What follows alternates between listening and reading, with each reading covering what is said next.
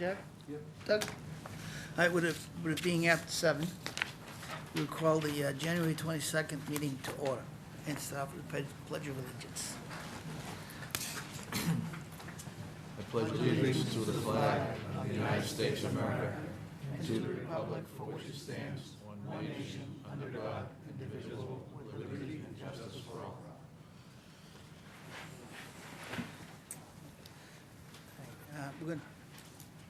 We're not going to do the minutes because they're not ready. Okay. First order of business is Glenage Woodlot CR. So the commission will recall that the town is purchasing the Glenny Woodlot with CPA funds and funds that were raised by Essex County Greenbelt. As part of CPA requirements, a conservation restriction is required for any acquisition of open space.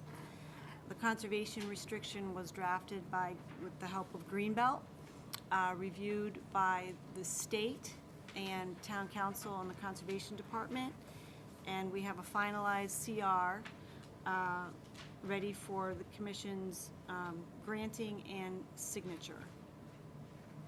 The anticipated closing date for the transaction is at the end of this month. Vanessa Johnson Hall is with us this evening. If you have questions for her, but you guys have a copy of the CR. And if you have any questions for either of us.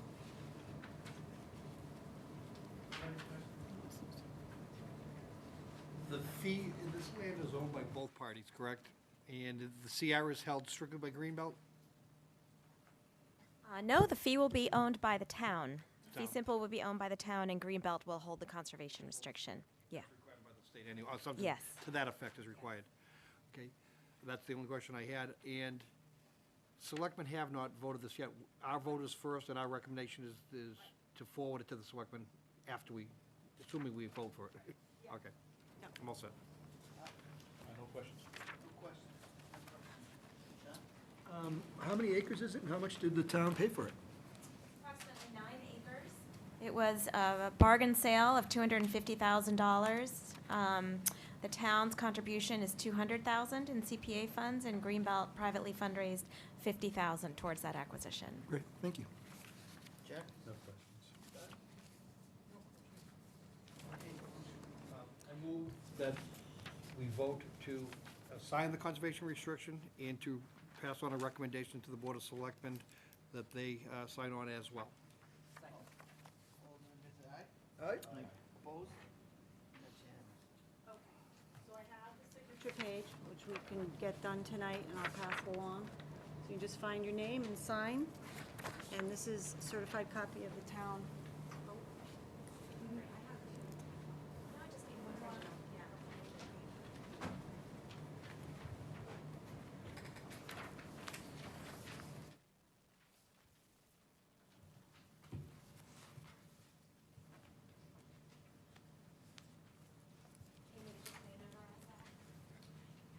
Because I'm not a notary anymore. Thank you.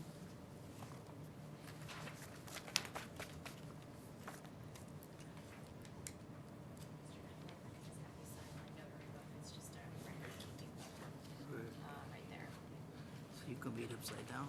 I can't even read straight forward. Yeah. Thank you.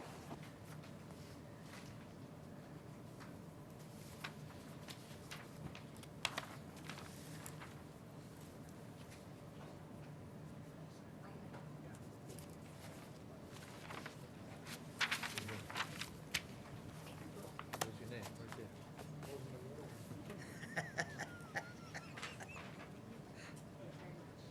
So Vanessa, you just need that signature page, and you're all set? You're all set? Thank you.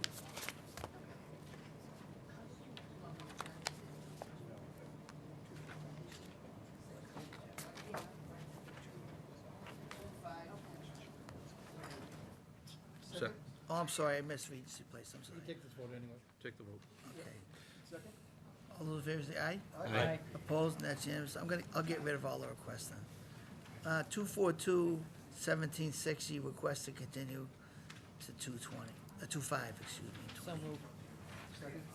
All those in favor say aye. A discussion, just by way of curiosity, have they ever agreed to do the test pits that we? Thank you. I'm all set. They're compiling But we haven't findings got the now. waterway plan. Okay. That's progress. We'll take it. We're going. Next one is. 242-1692 12th Osgood Street, request to continue till February 5th. Second. All those in favor say aye. Opposed, that's unanimous. Sorry about that. COC, oh, it's actually a PCOC. 242-1588, 15 Regency Place, Lot 6. Actually, the applicant's going to request a continuance to the February 5th meeting.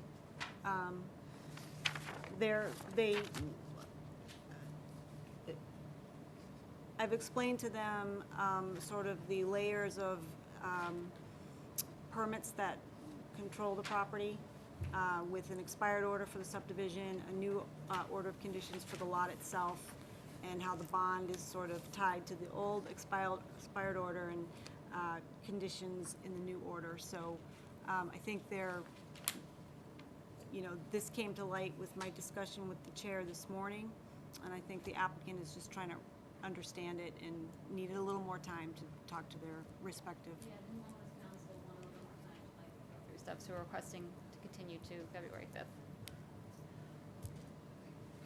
This request was initially thought to be a partial under the subdivision, which is expired, Right, but not for the lot itself. Right. Specific to the lot, okay. not, right. Oh, subdivision. The subdivision order Was expired. renewed to include Lot 6 and 8. Gotcha, so it's included in the, gotcha, understood. Yeah, Clear, so- clear, yeah. Okay. All right, so, All right, so motion to continue. All those in favor say aye. Aye. Opposed, that's unanimous. Thank you. okay, thanks.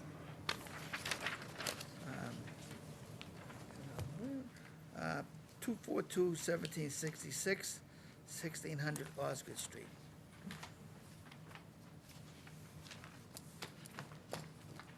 Did we have a, Mr. Chairman, there has been no subcommittee That's- meeting since the last report of that. that's the first thing I was gonna ask. Okay. But since the last subcommittee meeting, evidently nothing's changed. Nothing's changed, Nothing's changed. other than the presentation we're about to hear, I imagine. Okay. Okay. Good evening, Mr. Chair, fellow commissioners. For the record, my name is Mike Howard from Epsilon Associates. Again, we're here tonight on behalf of Hillwood Enterprises LP, who's the applicant for this proposed project at 1600 Osgood Street. Usual team is back with me tonight, Tim O'Neill and Jamie Barr from Langen Engineering, and you know John Smolak in the back from Smolak and Vaughn. Mr. Chair, we'll follow your lead tonight as to what you would like us to provide an update to the commission on. At a minimum, we have provided an updated pH monitoring protocol. I'm trying to be responsive to the commission's feedback and the subcommittee's feedback about a more robust monitoring plan during construction. We're happy to walk the commission through that, but in short, we've added monitoring wells as the commission encouraged us to consider in beefing that plan up. Where we last left off with the RCA is that we relocated everything outside the 100-foot buffer zone, and it's underneath the proposed footprint of the building. Correct. So we moved it outside of jurisdictional areas. We're happy to walk the commission through the monitoring protocol. If that's something you would like us to do, it's pretty self-explanatory. But again, it was in an effort to be responsive to the type of monitoring the commission would like to see during construction. First of all, let's see if we have any questions pertaining to what's going on. There's no new information submitted. This is submitted, the information was submitted at the meeting prior to the last one, so a month ago. Correct. Okay. No question. Yes. Hi, Mike. Hi, Al, how are you? So, I want to renew my objection to the use of RCA anywhere in town. That being said, I also understand the reality that I'm likely to be outvoted, so with that understanding, You are proposing 3 monitoring wells on the property? Correct. And that's shown on figure, I'm sorry, yep. I have good. it, yep. Yep. I have the drawing in front of me that shows the locations, location 1, 2, and 3. I appreciate the monitoring wells. My question is, as you go, I'm looking for I don't have a north-south indicator, yes, I do. As you go south on the property, Amy, can you scroll that slide down? Because I thought there were 4 monitoring wells. Isn't there one up in the, Up on the top by the solar panels. up on the solar panels? We have 3, There's the 4th one. oh, okay, Right fourth up there. fourth well, There's the 4th, that's what I thought. gotcha. so, So, well, just to clarify, so there's 4 locations where we're sampling surface water bodies, and there's 3 monitoring wells. We have 7 sample locations on site, yeah, yeah, yeah. So the only question I have for a sample location, additional sample location, would be somewhere in the vicinity of wetland series 9 and 7, and possibly wetland series 14, which appears to be the lowest point of the property and the closest proximity to a resource area that may, and I don't see the connection yet, but it looks like it may tie into the river watershed. Did you consider those spots at all, Mike? We did, and 9, 7, and 14, Al, are way up high in the watershed. They are way up. Yeah, they're at the top of the hill, and then they come down the backside at Holt Road. So they flow towards the site. So, location 3, you think would be the lowest point?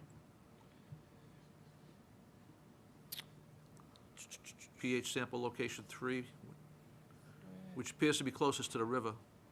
I can address that. Thank you, Jamie. So Jamie Marble, Planning and Yeah. Engineering. Is it green? Okay, yeah, push to mute, okay, got it. Gotcha. All right. All right, so, absolutely, just to go back to your first question, we considered those, locations all around the site, but we're following groundwater flow direction, right? So these are monitoring locations of the groundwater itself. The groundwater flows from south to north. So sampling south of the building won't provide us with any information with respect to, anything that might impact the groundwater itself. What will are the monitoring locations on the north side of the structure, which is why you see location 1 and 2 and 3. I would say, since groundwater is flowing to the north, 3 would probably be the highest in groundwater elevation, and 1 being the lowest in groundwater elevation. So do you have a sense of which direction the groundwater is migrating? Do you have any? Yes, if you look on the map, it's kind of masked there a little bit. There's a big blue arrow, groundwater flow direction. It's heading kind of northwest towards the. Okay, I see that now. I got that. Yep. So then I guess my last question would be, wouldn't it be prudent to add one more well somewhere between 4 and 3, closer to where the property abuts the river? The idea being the obvious, to protect the river watershed. Yeah, I see those two locations. Service location 4 in the location, service location 3, correct? The old ones. Yeah, it certainly wouldn't be an issue to add a location in between those. I think we'd have to look for construction, find the right place for it, but these are pretty simple to install, and between 3 and 4 would provide kind of that upper edge. I don't think the water flows this way. We've mapped it with groundwater flow programs. We think it. I'm looking at the arrow. Yep. I'm looking straight where the arrow's pointing, and if you follow the arrow that you have on groundwater flow direction approximately, and just go straight off that arrow to the furthest point where the property line ends, it looks like the railroad. Where you would want to look is you want to line up that direction with the corners of where the building's going to be, because that's where all the placement is going to be. And if you do that, you're running into the well locations that we've included, all the way from the southwest corner of the building to the northeast corner of the building. Gotcha. So the idea, where we've positioned them, was to design it so that it would pick up anything hitting the groundwater and flowing in that direction. And would the installation of the wells be pre-construction? Yes, oh, yes. So you would draw... Pre-placement. Before you do anything, you're going to start drawing baseline samples? Yep.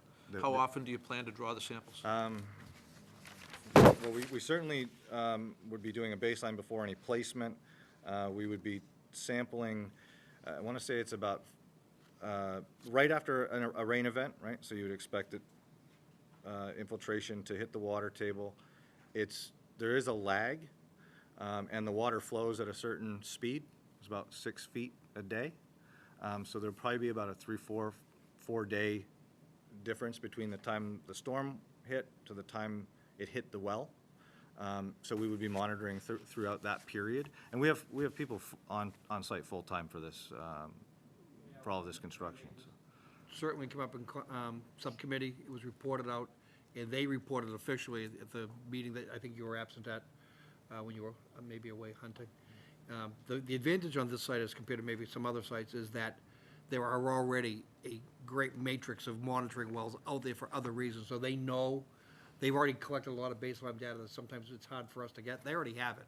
We know what groundwater is, we know the speed at which it is. These aren't hypotheticals. Yeah. These aren't hypotheticals, these are known, Yep. known flow Yeah, the traits. speed of the water, all of that is known. Do you have baseline readings on simply put pH? Have you Today? tested for Yeah, pH? Do you have- So yes, there's been testing throughout, and it's, I want to say it's somewhere, hovers between 6.5 to 6.8, something like that. So you've already got numbers in the 6 Yeah. area? Have you That's had naturally any peaks? Any peaks at all in We haven't pH? seen any peaks in the data that's previously been collected. You know, throughout the years, this site was investigated under the Massachusetts Contingency Plan, signed off on by LSPs, and we haven't seen anything out of the ordinary. You know, it's been fairly standard, 6s, mid-6s. All set. Okay, I'm fine for now. Sean? No questions at this point. Shaq? How often are the monitoring events for the pH monitoring? So we're monitoring after storm events, because that's really the only time anything could potentially come in contact with this RCA, right? So we monitor immediately after, 24 hours, 48 hours after, and then once we calculate exactly how fast the water's flowing at the time, we'll figure out when it should hit the well, and then we'll start monitoring at that point. I want to say it's somewhere around 3 or 4 days after the event is when it will migrate down and start migrating over towards the well. What size storm event would trigger a monitoring event? I think we... 0.1. Yeah, 0.1 inch. I'm sorry. Yes. Okay, nothing, No, the January 3rd.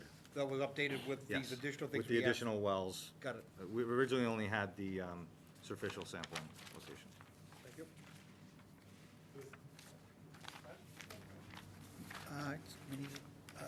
You're in front, still going in front of planning. We are still in front of planning, and John kindly provided Amy with a kind of an email summary of where things stood with that. Board. I reviewed some from Amy this morning. Yep. Historically, we don't approve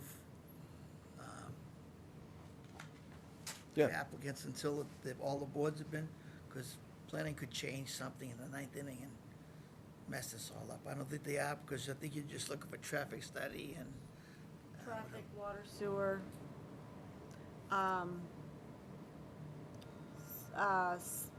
civil closeout, but that's only minor comments on the definitive subdivision roadway, not design-related.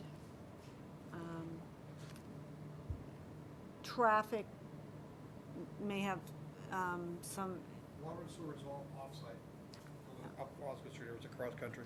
I think the sewer thing being reviewed is, they're not even gonna hook up to it. You guys got a MassWorks grant Right. just recently, right?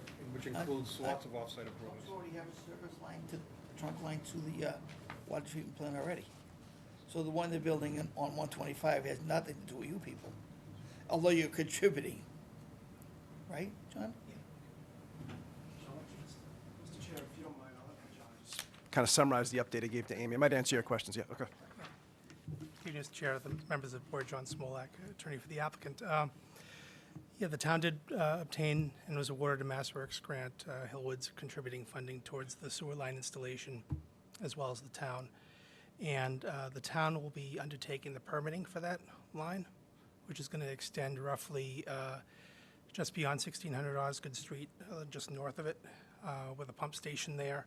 And it's going to feed southerly all the way to Sutton Street. So that would be part of a separate permitting process. That is my, Not because of this project and not site-specific to this project. the only exception to that might be a sewer pump station that's 75 by 100 feet in diameter in terms of an easement area for a pump station on what is being considered Lot C, where the solar is going, but that will be right on the roadway. And we envision that being part of, it could either, we could have it as part of this process or part of the separate process by the town, but would most likely at least include that piece as part of this filing and as part of this NOI. Once again, that's out of jurisdiction anyways, for us, right? It will depend on the setting of that facility, which, I think the short answer is possible. Let me simplify this. That's a town project, yet to be designed. They chased the MassWorks grant, so it's some level of funding for construction's in place. That's a future project, not approved, not even under consideration. Town will have to apply for that separately. If it's in jurisdiction, they'll have to apply. And they'll be within an easement. It's a town sewer, it's not a private sewer because of this project, correct? It'll be a town-owned sewer. The town will have easement rights So it's to not a locate their project. pump station. Nothing. And they're already tied in on they have a trunk line, Right. I believe, right in the back, goes in the back. It's an existing line, correct, that currently Right to, services. GLSD. right. Right. This civil design for this facility has sewer provisions that you're tying into the existing line. It's not predicated upon this other future tie-in. No, it's not. So whether the planning board's Yeah. dealing with that or not, it's not our issue. The DPW director had indicated that for purposes of timing, that sewer line, the new sewer line is likely to be installed probably a year before the building would be built, if the approvals are coming in on time. So 2021, Right. so, We're kind of in the catch-22 because our next meeting is the meeting before planning. We meet on the 5th. Oh, okay. So what I would suggest is we'll continue to the 5th, and we'll have the decision already written. I mean, it's, Yeah, and to the extent it's helpful, and there's a lot of hearings with the commission, a lot of information, to the extent it's helpful to Amy, I'm happy to, help her craft some of those special conditions to reflect some of the things that the commission has expected out of us, if that's helpful. decision we already written, and we just got that planning board has approved your project. Understood. I think it's fair to ask each other, are we satisfied with the information that we've requested, barring any change at the planning board? Are we satisfied that we have enough information to close and issue that decision at that next meeting? You have any questions? You have, The answer is I am satisfied. I know Al is not because he doesn't like RCA. It's not a matter of liking or disliking. No, It's- I know, It's I the know. science, and, let this, yeah. We I hear you, and I I'm not respect. not trying to throw ants on your picnic. We're not I'm just taking- saying, we're you not know, taking it that way, we get use it. something else, and you got me, I understand. Deb, you comfortable with Sean? I don't think I can vote on this because I missed 2 meetings, so. Right, there's only. And I can't either. You can't either. Joe are the only Yeah, ones that's left. right. And, so it's only But the question was But it- whether additional information was needed. do we require additional information? If we don't, we can close. If we do, we stay open. Right. Do we require any additional information? And might you not I want to don't just think keep it open, just in case the planning board I'm not suggesting we close tonight. I think, I just want to make sure that we don't surprise them at the next meeting and ask for more information. As you know, routinely, we can close an issue in the same night, yeah, provided there is no curve thrown from planning or. no, understood. I think, Lou, you were clear on what you were offering, and that would be great. If we'll work with staff between now and the 5th, and we agree we should keep the hearing open. So we need a motion to continue to February 5th. So moved. Second. All those in favor say aye. Opposed? That's unanimous. Thank you, folks. Have a good night. Thank you. Mr. Chair, just, someone left a key up here. I don't know if it's the town key or. That's I'm the just- key to the town, buddy. You won't. You have to be here Sunday for the parade. Yeah. You're gonna be You're in the, charge of everything. you're gonna be the grand marshal. Dean Vernon Wormer.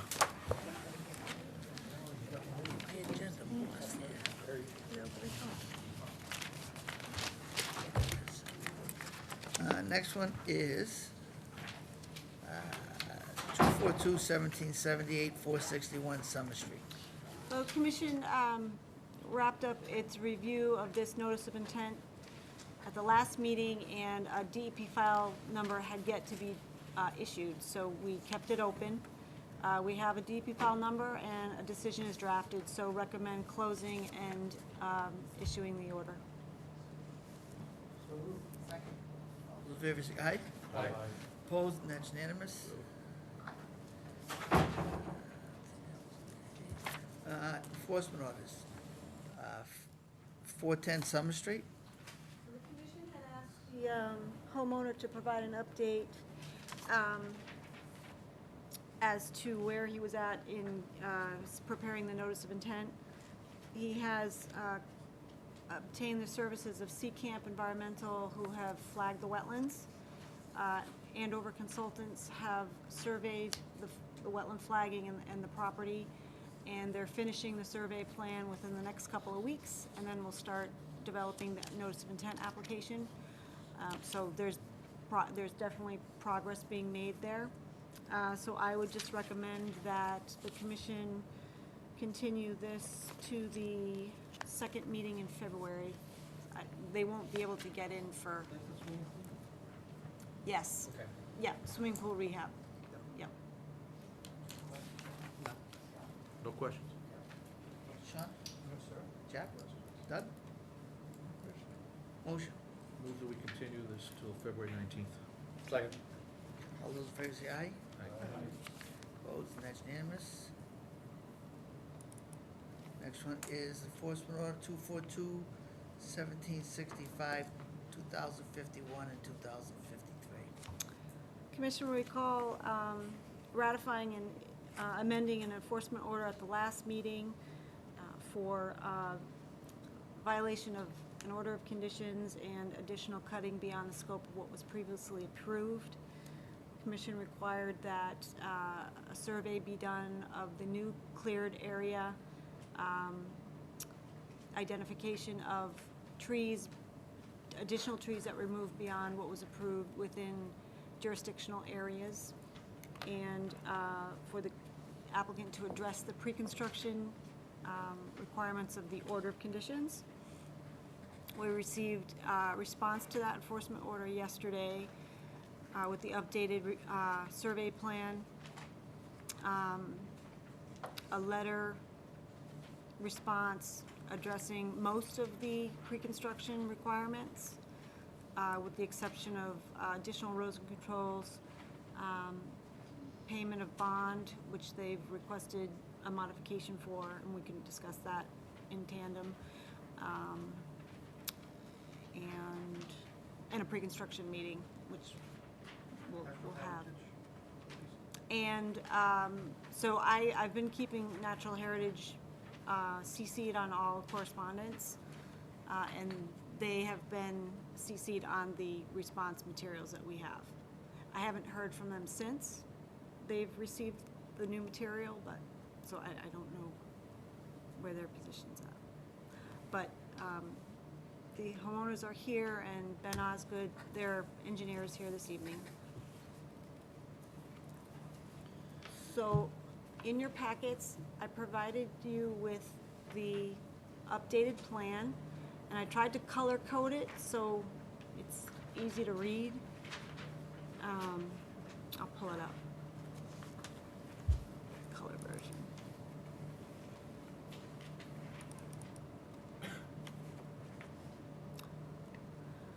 So the green circles are the,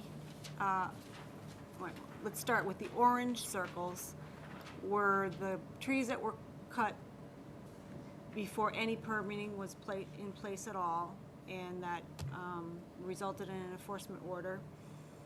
And then the homeowners came in with then stating they'd like to do additional tree removal. The commission recommended that they file a notice of intent for that additional tree removal and a restoration plan. They did that. The commission issued an order of conditions. So the orange circles represent the trees that were cut prior to any permitting. The green circles represent additional trees that the commission reviewed under the order of conditions. And then the pink represent the additional cutting that happened after the order was issued, and that's beyond the scope. Just so visually you could see.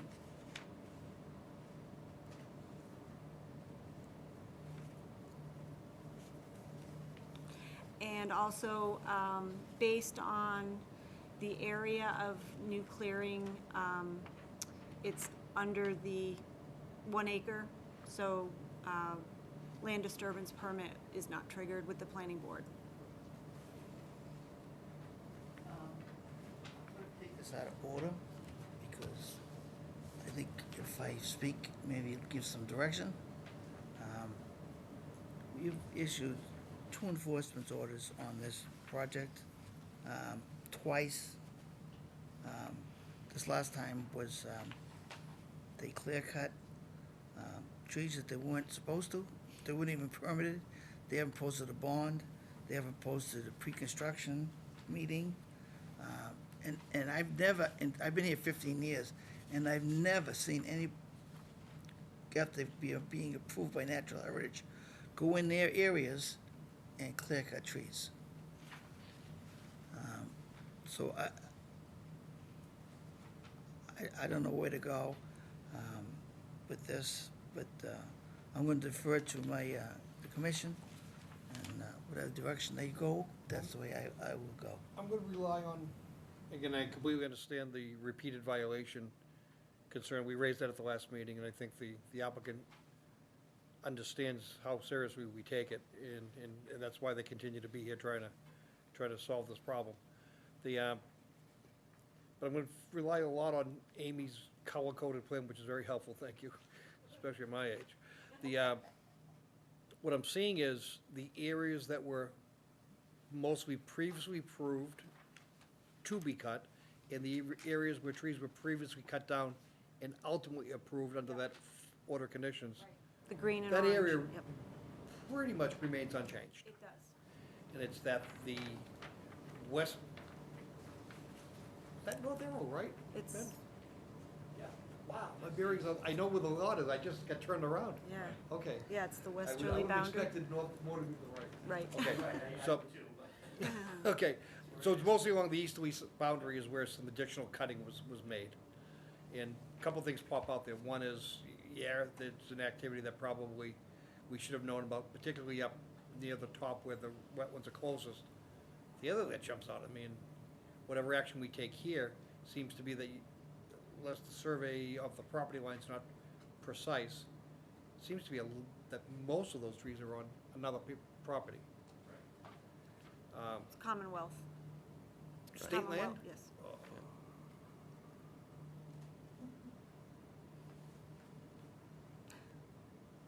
So our enforcement action has to be specific to the property.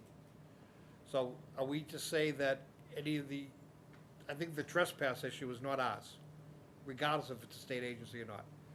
Unless, of course, some of those trees that were cut down by trespass are within our buffer zone.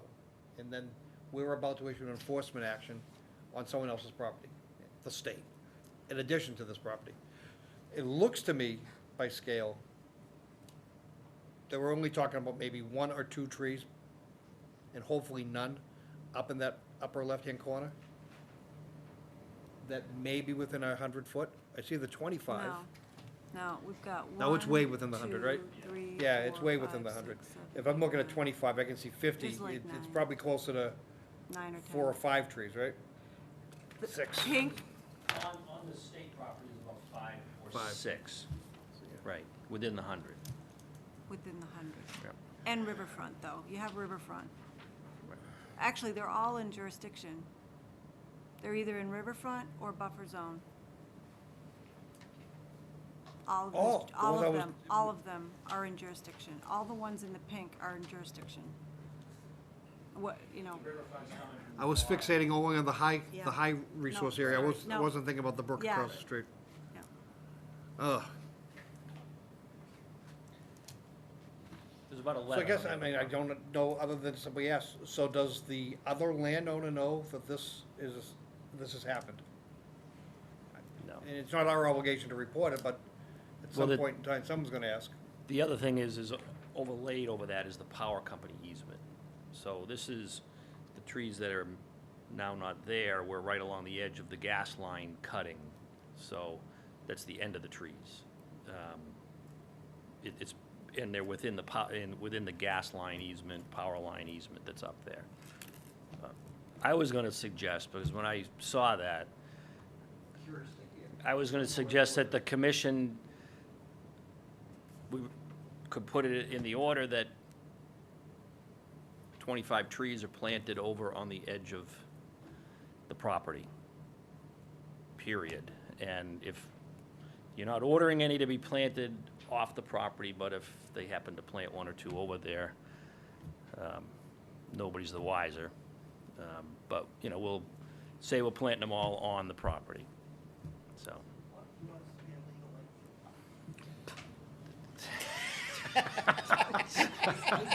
Not illegal, just unaware exactly in the field where the line is. Trees on other people's I'm gonna property. defer to the attorney. A long time ago, Well, we're giving them When things. young Ben was a new engineer, he came before us with something that was a little bit odd, and he referred to it as a swag.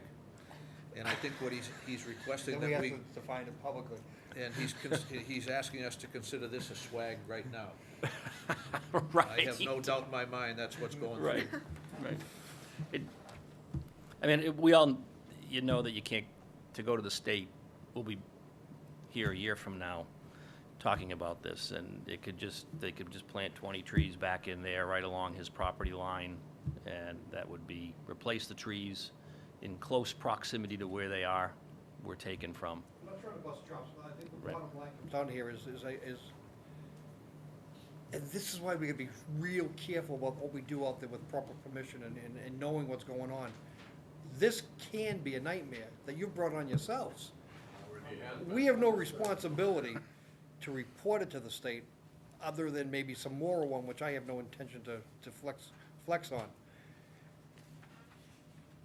But we need some sort of restoration. I think that's for damn sure, Can I ask at a the question? minimum. Just one And minute. I'm done, you can come back, let's just go around. Looking at the line of pink trees, that's where I'm concentrating right now. Has that boundary line been actually shot and marked in the field, or is it just what we see on paper? In other words, if you're on the ground, is the boundary line clear there? There's a drill hole at the front, can't remember.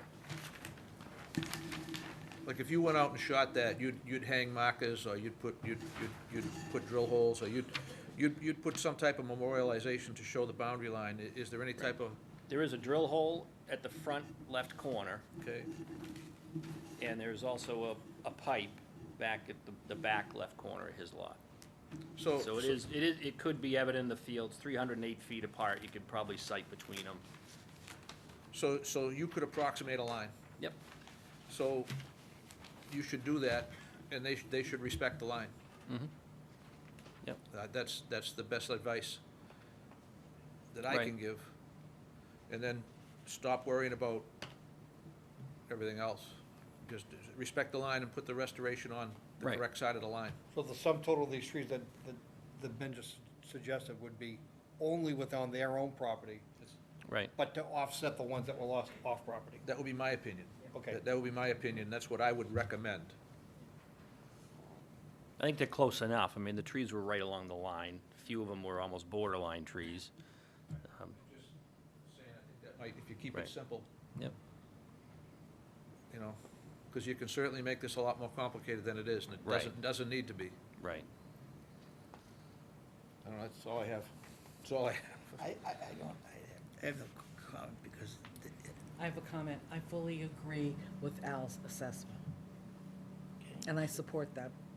Sean? Well, thank you, ma'am. Are we dealing with any issues other than the 25 pink trees on the left at this point? In terms of our jurisdiction? No, that's, the rest of it was up on the hill. on the hill. So It's this outside shows- the buffer zone, Yep. but And it's that's under what, an acre.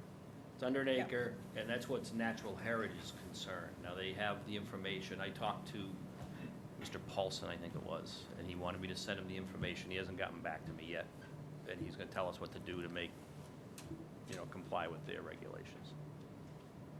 I'm embarrassed to say this after so many years sitting here. If it's outside of the Wetland Protection Act jurisdiction, they never come to us.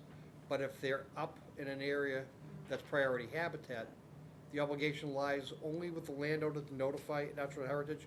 Do we get notified as a courtesy from Natural Heritage? How the hell do we ever get involved in it? And we probably don't. I don't know. We had no habitat in Beverly, so I never dealt with They do- natural heritage. They do have a process for upland clearing of a, But there's no any need for that to come to our attention. not to your attention, it all goes to them, Just with and, them, and you're right, if a person wants to go cut trees and he's out all in the upland and the Conservation Commission, has no problem with it, they probably are places where it gets cut. I've never faced it, but I Yeah. guess I just never knew how it worked. Right. Normally, it's in the process of an application where we request Right. a finding. Right, If we're not requesting a finding, it's unlikely that we'd hear Right. anything. right. I mean, I have been involved in projects where they cleared large areas, it was all habitat, but we didn't do anything in the buffer zone. And we had to go to Natural Heritage for approval. So we don't have any policing mechanism, or we're not charged with policing that area? That's all National Heritage and not our We're back to 100. scope? I was 100-foot buffer, and that's it. It's a 200. Right. Right. Okay. I don't have any other questions. Jack? What's the stage of the project right now? I mean, where does it, So with the 20 trees at 2053, they're all gone. They'd like to clean up the slash that's there. The logs are all gone. The stuff on 2051, there's still a great deal of logs there and slash to be cleaned up. you're under a cease and desist right now? Right, they just stopped doing Okay. anything and left it all where it was. Other than tree cutting, has anything else been done? No. No. Okay.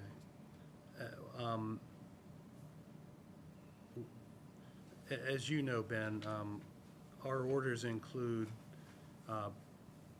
conditions that are dealt with pre-construction, during construction, post-construction, and have any of the, how do we stand on the pre-construction conditions now the construction's already started? Right, so the order, and I detailed that in the letter, the order of conditions is recorded, the sign is up, the wetlands flags are still there, and that would have to be part of the monitoring. I'm happy to do the monitoring moving forward. The erosion control needs to be put in, and the extra erosion control needs to be brought to the site, so. And the bond has not been posted. I understand that it's up, they wish to discuss that separately. Right, right. And I guess, maybe a good way to go through this is to not do the bond right now, and finish the construction, the pre-construction conditions. Come back in 2 weeks. I think you could finish the erosion control and have a meeting. Right. I mean, there was erosion control placed before we received the other order, the original order of conditions, but additional erosion control had to be placed, and that wasn't placed. It's probably 100 feet, 125 feet of erosion control. We can put that in. We can have the spare erosion control there, and have a pre-construction meeting, get that all done within the next 2 weeks, and come back and discuss the bond and proceeding with the construction. And at least that way, I guess you could say, almost keep the cease and desist in place, but tell us to go do the erosion control and do the pre-construction meeting, and that way we come back, report in 2 weeks. Now it's all done, and we discuss proceeding and placing the bond. Talking about erosion control, we're not talking about removal of tree branch, slag, and that. No, the area where the erosion control goes is clear. The flags are still there. They're wire flags. They didn't touch any of that. It's around that little wetland that was previously disturbed, so. So I see as a potential conflict between cease and desist and carrying out some activities. Certainly, we don't want further activity of more ambitious activities, but we want to allow some things to be done, like installation of erosion controls and whatnot, So modify the enforcement order to allow some Right. level of work that we think is reasonable. Yeah. Right. But be, go ahead. What else does the bond have to be provided? The bond. Before pre-construction or after? Before. Yeah. So I think we should discuss the bond All right. and get it all, go from there. Okay. Because I think the bond should be posted. Whatever they decide, they want to reduce the bond, or they want to keep the bond where it is, that's up to the commission. This way, the replanting off-site, on-site, whatever you want to We call can it. discuss, but it's, I hate to say it, we can't conclude it, because what we're asking to do is we're asking to modify the order of conditions if we're considering changing the bond. It's not even an agenda item, we're the enforcement order. But I think it's fair game to discuss it tonight, And continue to. because they could come in and post partial bond, and then we could, if we're considered to reduce it, if we might consider reducing it, we could memorialize it at a future meeting that's posted. It is. The bond reduction's on here? Yeah. It's Whereabouts? modification request. I'm It's down. sorry. No, it's okay. I didn't even see Well, we're that. going to separate it out. Okay, We just, because, so I think it is, that we can conclude it if that's what we want to do tonight. So it is properly before us for a modification request. Yeah. Because I agree with you, the bond is one of, just like recording at the registry, you get the sign ordered and you post your bond, and then you go out and do your construction meeting, Right. typically. Yeah, because, like I said, I know this applications, all bets are off. We're upside down in 9 different directions. But I'd like to get it cleaned up, Yeah. and that they can move forward, and So everybody let's can table be this happy. and let's get into the bond discussion. Yeah, well, Ben's got a letter attached here. Yep. He has a letter he's requesting to modify the order of conditions by revising the bond amount required by condition number 48. He's requesting that we modify from $10,000 to $2,500. And it, as Amy pointed out, it is properly before us for discussion. My feeling behind that. There was a violation, yes, but the order of conditions is to plant about 35, 40 trees.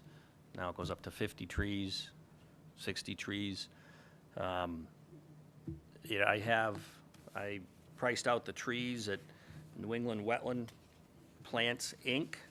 They're anywhere from $12 to $15. I have copies of their catalog. You can get it right online. High bush blueberries, 3 to 4 feet tall, $12. The winterberry holly, $12.25. Red oak, 4 to 6 feet, $14. White oak is about the same. White pine is a little bit cheaper than that. And so for $1,000, you could get all the planting material that we originally specified. So, I mean, the cost of the material, if you add 50%, is about $1,500. And there's an extra $1,000 left there to make sure that, everything gets completed. Typically, we permitted the house next door. It's development of a house, 4 months worth of construction, 5 months worth of construction, septic system, house, foundation. and had a $3,000 bond. And I know from experience, a lot of the septic systems or, you know, in addition to a house, $1,500.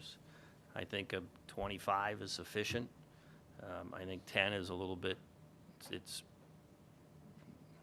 I don't know, usurious, I don't know, for lack of another term. I think it's just too high for the amount of work that's here. They plan to do this work on their own by hand, just go up there and plant the trees. And they tried to get it done in the fall. They wanted to get the trees planted in the fall, they just weren't available. And so they're gonna do it first thing in the spring. So, Hey, Sean, there's a few different levels. One is, I think the word you were looking for was punitive. There you go. In my opinion, it was, because I think I thought we were trying to get the message across that the initial violation was a serious one that ought to be considered as such. Having not posted the bond, the second violation only underscores the lack of understanding of how serious it really was. That's not to say that I believe $10,000 is fair. It may be the right bond, but I think it's certainly up for discussion. The second thing I wanted to point out is, as you were rattling off trees, I was hearing a lot of shrubs, and I think you were just picking out various species. But what we're talking about are tree removals, and I would be looking for something more substantial than the numbers you were pointing out. I'm looking at, on a 2-inch caliber hardwood tree, whether it's oak or maple or whatever, if you're going out and you're planting them and you're bringing them in from nursery stock, at the very least, you're looking at $200 a piece. $200 purchase, never mind in place.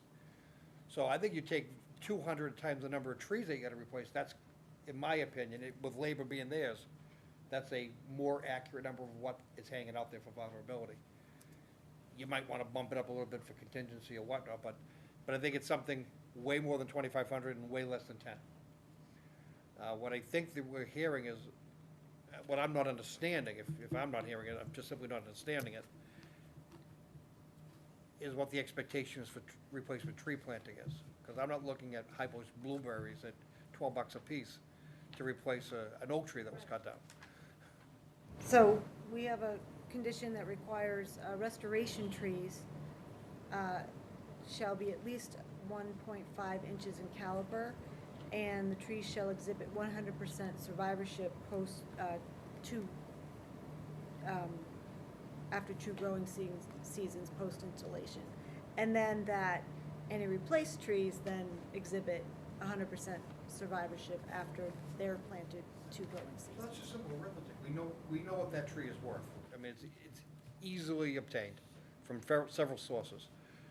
The wetlands planting for the restoration area, which I think is the shrub stuff you were that's where the talking about. shrubs are going. Yeah, in the that's wetlands, what I right. thought. Right. I mean, those are also easily counted, and I think that is a sum total of a number, whatever the hell that is, whatever the heck that is. And you bump it up with a contingency. 50 trees at $200 a tree is $10,000. There you go. I mean, And you had said like That's the math. 35 to 60 trees that Right. would be planted. But I think typically the bond isn't there to do the total cost of the project. I mean, the bond is there to help the commission. If the trees are planted and 2 or 3 die and they refuse to plant them, they could come in, you know, the commission had. That's what bond reductions are for. I think the bond is to ensure compliance. If the Richards has gone. So if they build a house and sell it for $700,000 and it has a bond for 3, you're in the hole for $697,000 in getting that done and making sure it complies. You know, Walk so, away from a house, we can take it and sell it. If you walk away from a restoration plan, we have to do the restoration. I would disagree, you could take a house and sell it, but. Listen, I'm very empathetic, I understand how much money We can't take it, $10,000 we is. can attach it. There We you can go. attach it Right, and you could, trial and you the could, title. if he doesn't do it, you always have the ability to fine him, to file more enforcement orders. I mean, in reality, have you ever taken a bond and had it done? In a very rare circumstance, if ever. It's there just to, The last time we took a bond, it was woefully insufficient, we could not complete Right. the job. There's a lot of projects though, now, roadway acceptance of the development of water. Yeah. Without naming Yeah. projects, sadly for you, we've all been here a long time, and we all remember. Right. There's roadways, Oh, yeah. Oh, there's no way the bond's gonna cover. yeah. But also, at the same time, we have to, But we do bond reductions too, so I mean, Well, we have to I think the exposure here is, again, I'm working in boundary conditions. If the landowner simply says, I can't be, God forbid, there's a reason they just simply can't do it or won't do it, or they simply refuse to do it, then we have to make sure it gets done. So that's the materials plus labor. So right off the bat, we're only talking materials and not talking labor. Good faith is recognizing they're going to carry out the labor. So once they purchase the trees and get them installed, even without a full year of survivorship or 2 years of monitoring, might you reduce it to 5,000? Yeah, I think it would be fair to ask, but still, we got that vulnerability. But I think right out of the gate, to reduce it, anything below the purchase price, I think we're sticking our necks way out there. just one thought. Go ahead. I don't disagree with any of the numbers or any of the math, but what I do understand is you gotta give them an opportunity to try to get the job done. Agreed. I'm sure Benny is not pro bono. So they're paying him, and they gotta buy the materials. You gotta give them some working capital. If we require them to put $10,000 down, that's a lot of money. That could cut into the working capital. You gotta give them a chance. I don't know, I'm trying to find a happy medium, because even though the bond is mathematically correct, I agree with that. I think, if, again, working out of the box, and this may be not possible, but let's say they went out and they got a contract price to supply the trees for a fixed price. And we are the bank, just like they have to go down to the bank and pay the bill when the trees get delivered or before the trees get delivered. You know, if we are the bank holding bond, and we have a bill for something less than 10,000, that we could become a party to the purchase of the trees through this enforcement order. And release that money to pay for those trees. like a line of credit. Right. No, I understand. It's like You- a subdivision bond, when you're building a road, you build a road, they give you the money. But you understand, Yep. this is to ensure compliance, this is not to penalize anybody, which is why I'm trying to wrestle with, what does it take to get them to do the job? You know? Yep. And what do we do to make sure they can do the job? You know? I don't know, just my thoughts. Again, I'm talking municipal purchase of 2-inch street trees, I'm sorry. We have to comply with the order of conditions. So is posting the bond pre-construction one of the conditions? Okay, so, That's what we're saying. That's what I brought up. And that's what I'm saying, if we make them put down $10,000, that could be all the working capital they have. You know, and they're paying Benny, yeah. which you're working for a living, What I I get it. just You're right, I suggested know. isn't contrary to that. I think the only thing that may be contrary is we may, if we're inclined to reduce the bond, that we need to modify it to reduce it to whatever that number is, if we're inclined to do that. But moreover, once they post that and we pay that bill, still, they've posted it up front before the trees are, before they started the work. The contract for services isn't a bad idea, if they post the bond and then they come and say, this is what we need to get them bought. That's not a bad way to do it, that's a pretty good idea. Well, I- that's not making them survive. I guess what I'm- To quote you, Mr. Mansell, Yes. you said money, Money equals compliance, I get it. okay. And, We have, we have 2 outstanding violations in this project. I I'm understand. watching Mr. Osgood squirm at the podium. I just wanna I'm not see. squirming. You only have one outstanding violation. The first one was Louis, taken I just care wanna of. see the punishment fit the crime, that's all. That's Yeah. just a lot of money. You know, I understand. They're It's just- repeat it's hitters, I hard. get it.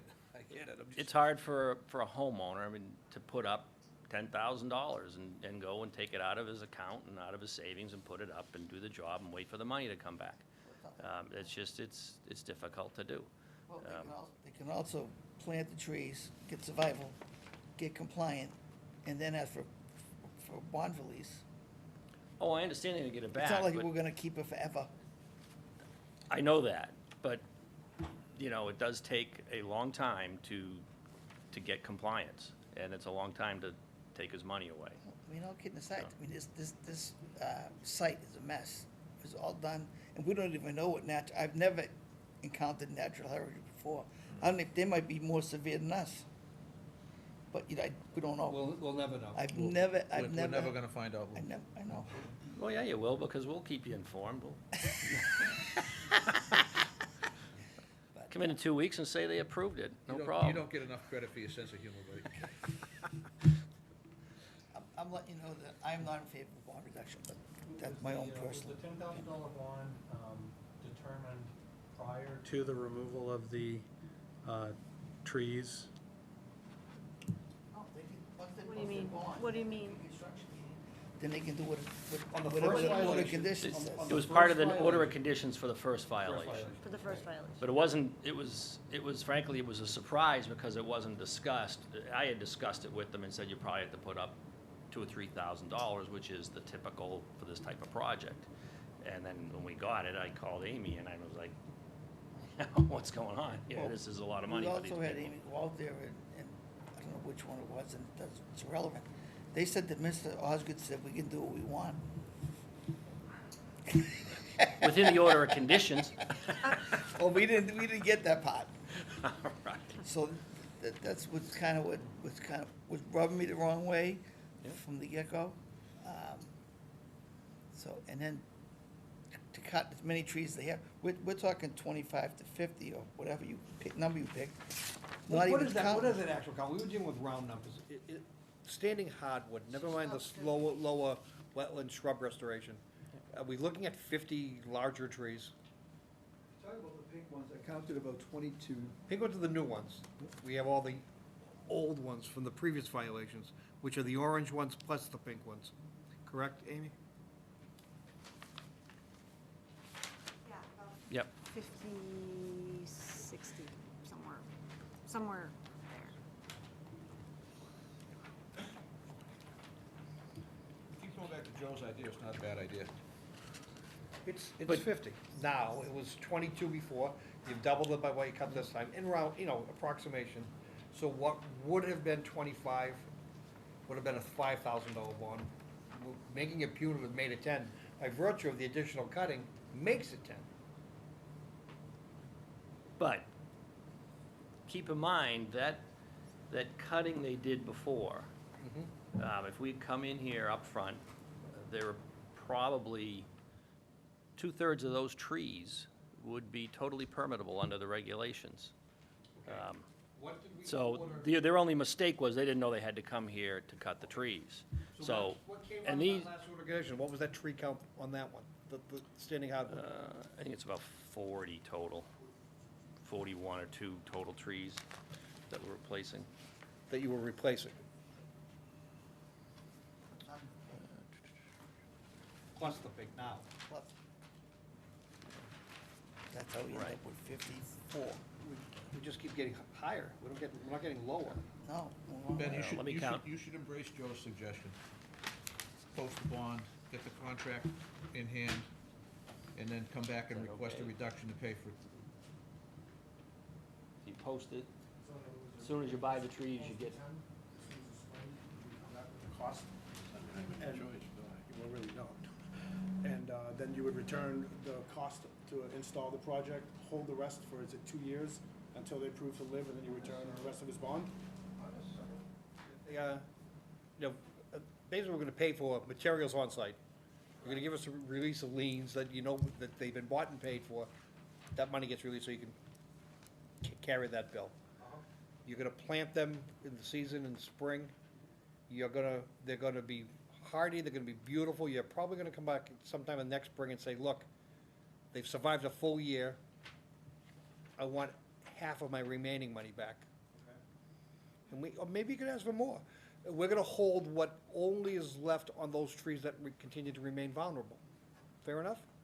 So you're not gonna be waiting the full 2 years. If you carry it out and they survive well. But you get a partial. Maybe they'll survive. We plan on, I'll be there 2 days in the summer watering, because the last thing we want is to have to spend twice. So I don't want, the ball's in your court. If we follow that model, it's not gonna be 2 years. It could be as short as 1 year, more likely year to 18 months, but the big money, purchase of the trees right up front, you're gonna get that when you buy the trees. If we follow that model. That's If you me. follow that model, and if they all approve it, I like it, it's Joe's idea, I like it. We have to see if everybody else likes it. You're the Any attorney, am I questions? on treacherous ground here? Yeah. Yeah, I'm not even quite sure what you're asked, so they give us $10,000 as a bond. And then they come in with an invoice saying it's gonna cost them $20,000 to buy trees. Are we're gonna give them, I mean, let's say it's $5,000. Are you suggesting we give them $5,000 back at that point? So they can go, here you go, here's the money, go buy the trees? No. Whatever it may be, picking something arbitrary. $1,000,000. Is that the proposal, though? The idea behind it is, yes, let them draw down to actually make the purchase.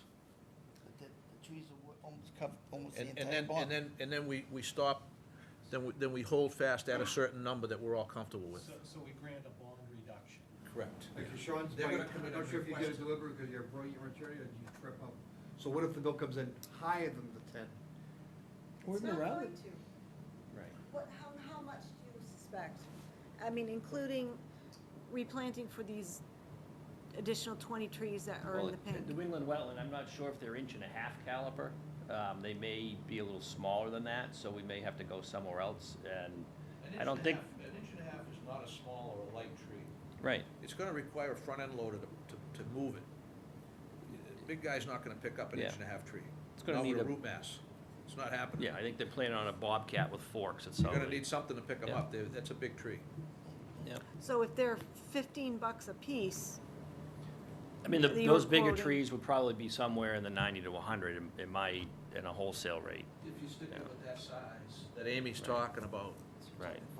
that's, you know, Right. yeah, probably. so can I ask, when you were quoting New England wetland plants at $15 a tree, how big are those trees? and They what's the say they're caliber? 4 to 6 feet. I don't know if they're Oh. 1.5 caliper, I don't, Okay, yeah. 4 to 6 feet is a sapling. It's a sapling. That might be a 1-inch caliber. All right. Yeah. so, You're talking more than saplings. He's quoting saplings. Are you speculating $100 a tree? And how many trees total? was it like, what do we got now? 60? One, if it's 1 for 1? 2 to 1 on the pink Nine. trees is So- 42. 21 pink trees. But the understanding, Ben, is that they can request a bond release if they spend more money on the trees than we anticipate. We're still gonna stop at a certain number. Right. For the performance Right. bond. We're not gonna That's just flush the thing out, so that's Yep. gotta be understood going into Right. this. Historically, we never released more than 50. So to give them a falsehood that they're gonna get That's what I'm trying 6,000, not to do. 7,000 is not happening. Right, and I think that's what I'd like to try to clear up too, is any falsehoods. I mean, I'm not going to predict now how I'm going to feel later on when this is in front of us and we get some more details on one thing or another thing. I mean, I think you hear people here in good faith trying to make this happen, but I don't want this to be a pre-assumed result, or certainly not a quid pro quo, like give us $10,000 now and we're gonna give you $5,000 back in 4 days when you give us an invoice. I mean, I'm not prepared to go there. Yep. Personally. It was just an idea to try to get the thing going. Yeah, no, maybe it does. Maybe they do come in and we see the good faith and we go ahead and are prepared to reduce the bond. But I just don't want to be here before any of that stuff has happened and take that position. But again, I'm just one commissioner. You're saying post the bond and talk to me later? That's what you're saying? That plus the fact that I think you've heard from a lot of commissioners here that are trying to work with everybody here so this can get done. That was just that was the genesis behind my discussion.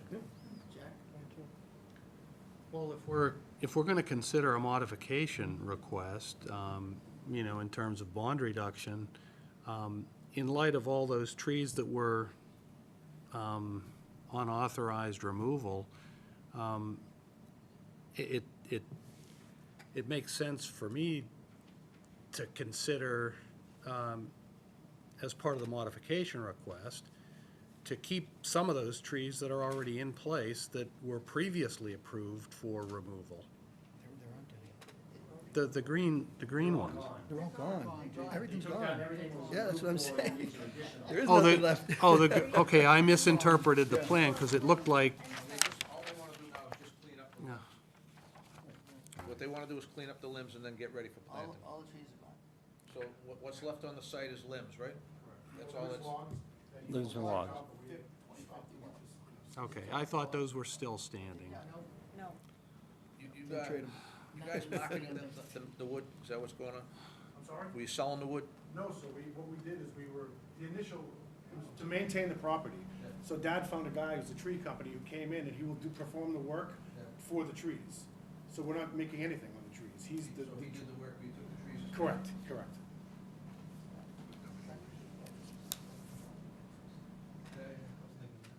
Not the same company. No, no, Yeah, I don't okay. think we'll ever see that No, guy. we're not gonna, No, yeah. Doug? I got you. Yeah. Probably the best way to go right here, right? No, I don't have anything else. So what's This is- before us is a I have modification no idea request. what we're even doing here. What's before us is a modification request, so we're either just gonna say 10,000's enough and leave it, consider something different, modify it, and if we do consider something different, do we modify it to the extent of putting that other mechanism in place? If we leave it alone, we can still do that other mechanism and talk about it when the time's appropriate. They can ask, if they post the 10,000, they can always come back for some get money back, a partial bond release. Correct. And then we don't have to this bargaining, they come in, hey, we owe. That's 6,000. essentially what we were saying. That's essentially what we've been saying. But it should be a prerequisite, like, You know, it's not a bad precedent. All right, so I mean, I heard it, and I also note that we've been on this thing Yeah. way longer than we need to be on it, so. we haven't said, So if there's, just throwing out a number, if there's 60 trees to be planted, and we want 1.5-inch caliper, and would you say $125 a tree, is that a safe estimate? All right, You're buying in bulk, you're gonna get 100. all right, so keep it the way it is. So that seems. that's So- $6,000. So somebody That's make a motion to $6,000 that for effect so we can material. vote on it.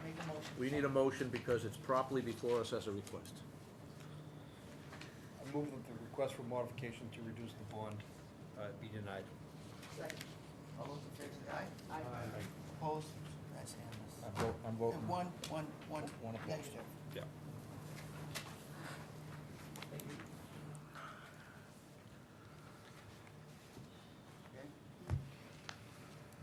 So, So that, We need to come back to the. So we're back to the EO? We're back to the EO, so EO.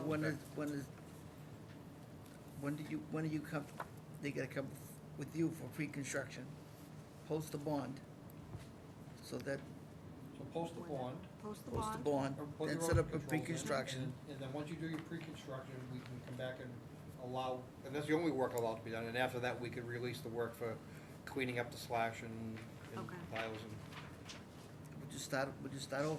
again, Pretty that's much all, what we're doing. that's all labor work, that's not cash work, I hope. We'd like to clean up the slash in the yard.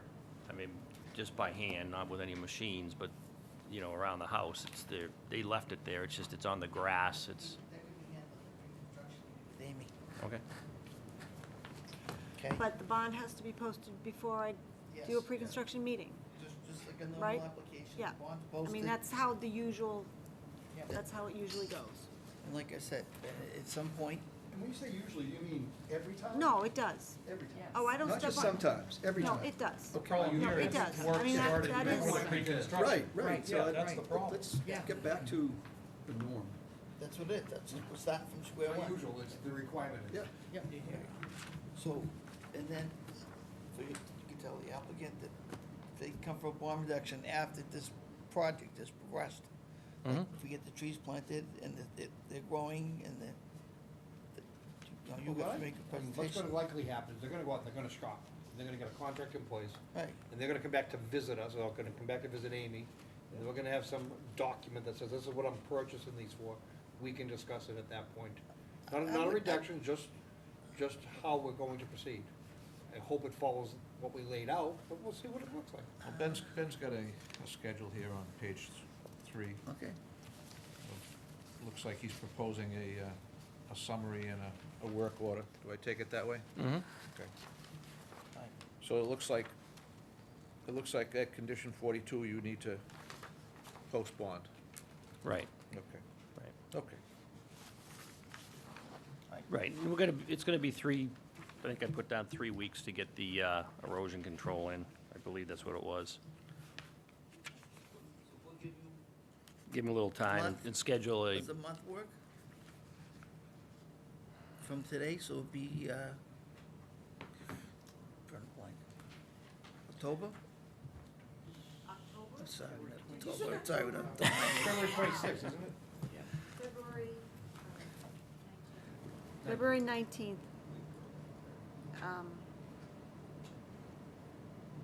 February 19th is our next meeting. And then after that? March 4th after that. We don't meet on, we're meeting only on the 19th? We only have one meeting in February? One more, the 5th and the 19th. We're meeting 5 and 19, okay, all right. Got it. Could I just ask a question? Isn't our meeting usually the second Wednesday and the fourth Wednesday? Second and fourth. That was the first and the third. Yeah.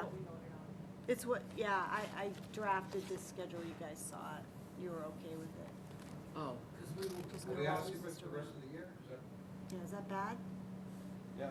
yeah, it was, because we were always doing it the second Wednesday and the fourth. Oh, all right. Yeah. Well, we can revisit that. We all do Yeah. that, we all We can revisit schedule that everything then. around the second and the fourth. Yeah, Okay. yeah. Except So, December sometimes, right? except, yeah, With the only, exception of the month of December. All right. and sometimes November. Right, Because of Thanksgiving. Yeah. So does that mean that our February meeting should be on the 12th and the 26th? That's when We can change it. That's when they should be. Because we have filing deadlines, that we can't change Okay. that one, we have to consider the 12th. Okay, Yeah. okay, So You what do we want, have? you want to correct it in March? Yep. okay. So cycle March from moving. February, Yep, correct it in March? yep, yep, So the second. So second 5 and 19 yep. for February. Then we'll go back to 11 and 25 in March. Okay. So Can we all agree on that? Sure. Yep, and then I'll just so go we're from gonna there. extend All right, this enforcement apologies. to March 25th, is that correct? Don't rock the boat. No, isn't that what it is, 25th? Amy, how come you changed it? Oh, I didn't know it was sacred, so I just, Oh, okay. Already. It's sacred. okay. All right, so we have to give them a All right, date. so, do you want, we circle back at Second meeting in March. first meeting in March? First meeting in March. March 11th? Okay, So the first meeting is the so we're gonna 11th. extend All the right, so enforcement. between that, so the commission would vote to amend the enforcement order or not, to require, No, we're not amending anything. okay, We're postpone, denying it. all right, gotcha. Ben- All right, Ben- just Ben's saying he's keep gonna it in comply place. with it. He's got his schedule submitted All in right, that letter. gotcha. Yeah. Yeah, except, okay, we've got to post the bond, and we have to have erosion control installed, and a pre-construction meeting prior to any work proceeding. Right. Is that correct? Actually, the pre-construction meeting should be done before the erosion controls are put in. Because don't you want to locate she them? in- Don't you want to locate them? Doesn't she Yeah, I inspect mean, them? they're called out on the plan. Yeah, but you want to lay out where you want them first. They're called out on the plan. No, the Okay, tip- very good then, all right. Yeah, they're typically in, Okay. it's a requirement that they be in place Yeah, at the construction Yeah. meeting, because you want to They were- verify that they're adequate. so no And work then until done that properly. pre-construction meeting is done. Bond post erosion control in, extra erosion control on site, pre-construction meeting. And then I allow them to start to do slash removal? Yeah, you can tell them. Yeah. What they can do. That would comply with the enforcement Okay. order as written. All right, So we're gonna extend January. the enforcement to March, the first meeting in March. okay. So moved. Second. All those in favor say aye. Aye. Opposed, that's unanimous. But you want it, right? Good. Thank you. I'm saying, I'm not gonna agree, it's what I want. I know what you want.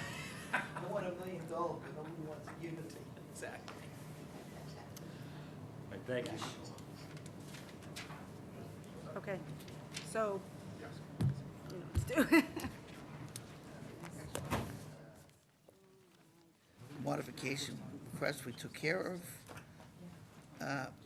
Discussion. What's this, I'm sorry. The discussion on the commercial part. We're on 1692, okay. Yeah, Gotcha. 1692. All right, you want to remain, I you wanna- want to recuse yourself, yes. so. As usual, Mr. Chairman's going to recuse, and I'll be happy to chair for him. So, So, Amy. let me just give you download. All right, so when the notice of intent was filed, Princeton and Fregetta were co-applicants. Their names were responsible parties on the order of conditions, so both parties for one site.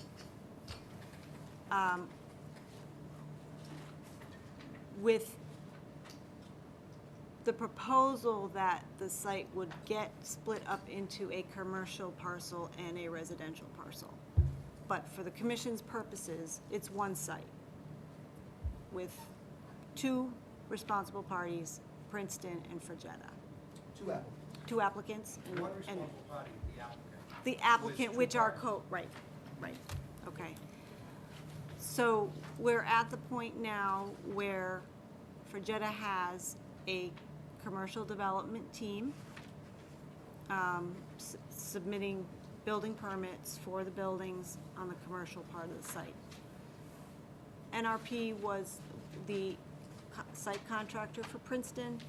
They were obligated to prepare the site so that their pads were ready for construction. And that's where NRP leaves off on the commercial part of the site. So in the commercial, in Fregetta's and the commercial team's due diligence, I've met with them a couple of times, once with Gene and Wright, and we talked about the fact that the front part of the site, the commercial part of the site, is still open. It is causing runoff issues into catch basins so that the rain stores cannot be fully operational. So they provided a draft erosion control plan. So in reviewing that, you know, the understanding that we don't know where RCA is on the commercial part. We don't know what the groundwater, if there's groundwater impacted coming from the commercial side. I had made recommendations that were discussed at the January 8th meeting that, you know, monitoring wells are probably a good idea at that edge. And additional attention be paid to how the runoff is channeled on, remains on site and treated before it gets released. So we have a draft erosion control plan before us, and I wanted to get them in sooner than later to present this to you guys.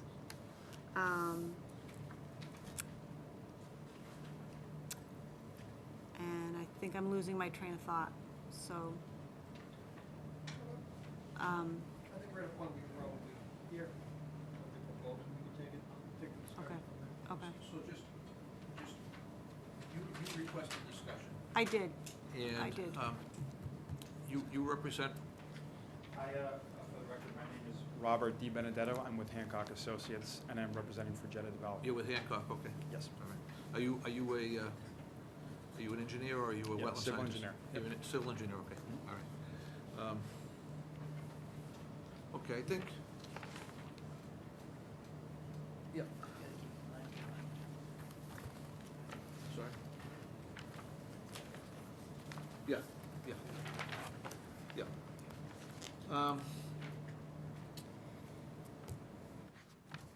Just trying to decide how we should, probably have, do you want to, I was here Give us a to- brief- give us Yeah, a- I'll give you an overview of the give us a brief overview. erosion control Yeah. that's going to be implemented, and then I'll answer any questions after that, Okay. if you like. Yeah, So as Amy mentioned, there was a meeting on the 6th or the 8th at the site to introduce the additional measures to capture and monitor and test the stormwater as well as the groundwater for the commercial site. The first major change made to the erosion and sediment control plan was adding the enforcement order conditions. You can see these on the left side of your plan. These are essentially copied verbatim from the April 2019 enforcement order conditions that were originally issued by the previous administrator. And the intent there is to note the following threshold, which will still be adhered to, of 40 NTU, and to have the monitoring in place to ensure that is in compliance. The measures taken on site includes a diversion swale, which is running along the top side of the site, or the back side of the site, closer to the residential portion. The idea is there is to capture any kind of storm water that is running along the surface into the swale. It will convey to the left side towards a diversion pool near the construction entrance. From there, a pump will then take that water and send it over into the temporary sediment basin. There it will allow any sediment to naturally work itself out until you get to the skimmer at the very end of the basin. That in turn will be pumped to a nearby riser outlet, and testing can occur at that spot. If we have clean storm water, this could then be directed off this property into a nearby existing basin. If the testing shows that there is additional treatment that has to be performed, it would be pumped to a frac tank to be designed by others, LRT in this case, where additional settling will occur and testing. Once that water is deemed to be clean, that will then get pumped into a nearby drain manhole that goes to an existing basin in the residential portion, where it will infiltrate and then drain. All those measures are used to capture and treat the stormwater and surface water for the site. Additionally, as Amy mentioned, there will be 6 monitoring wells installed along the back side of the commercial development. One is over just to the left of the basin. It's a little hard to see there, but there's a little dot showing, yes, thank you, Amy. There's a little spot right there showing the first monitoring well, and then there's 5 more that are in the parking lot between the residential and the commercial site, still on the commercial site. And these monitoring wells will be tested to test for RCA or for high pH, just like it is for the rest of the site. And well, that's everything. These are the measures. I remember Joe Pisnola mentioning grab samples surficially, so that we don't, I mean, I know I talked about it, that, you know, that was an intense stockpile area. I don't know what residual RCA may be just mixed in, you know, even surficially, so. Because I'd want to know what the pH of even the surficial runoff to that settling basin is, too. The testing that would occur in the monitoring wells and at the sediment basin would be testing for that as well. And these are all the areas for any potential concentration to be met. This is where we'd intercept that and test it. Would the bottom of the basin be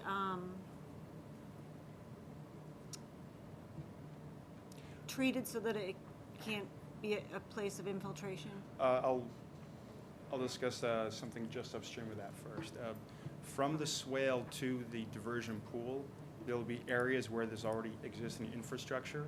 The intent there is to line the bottom of the pool and portions of the swale with an impermeable membrane to ensure that any storm water that's being collected in this area does not naturally infiltrate into these trenches that were installed for the utilities. So that water will be captured there and then pumped over to the temporary sediment basin. In the sediment basin, there's, at this point, nothing to be lined on the bottom. There, the idea is to capture that sediment and to clean it out regularly as needed. The idea is that with the capture here and the settling, with the monitoring wells that are nearby, and with the testing that's happening in the basin itself, that should be enough to ensure that we're measuring and testing the water no matter where it is. So are you saying like the diversion pool will be lined? Is that Correct. what you meant? Due to the nature of the topography there, that's a naturally low spot. So to ensure that no stormwater will run off the site during a large storm, water will be draining towards this pool and overflow will go under the construction entrance into the basin. We're proposing steel plates to be installed along the entrance there to allow water to travel underneath. And this would be used for large storm events. For smaller events, the idea is all the water would be captured in the pool and that pump would be running continuously to transfer the water from one side to the other.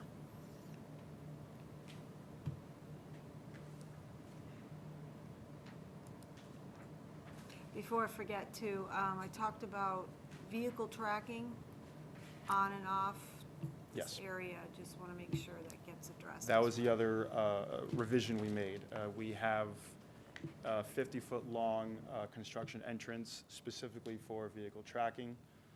So everyone is aware, there is binder that is currently down there for where the proposed parking lot is in the commercial site. So all along the bottom side, you'll see the line there representing the approximate edge of binder pavement. As of, I believe, yesterday, that binder pavement has been extended all the way to the construction entrance where it will be built. So 50 feet off of this connection to the turnaround there, or that roundabout, that's where the construction entrance will be.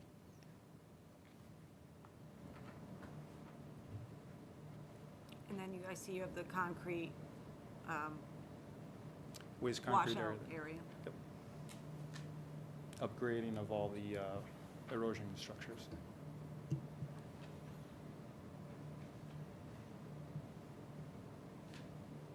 Okay.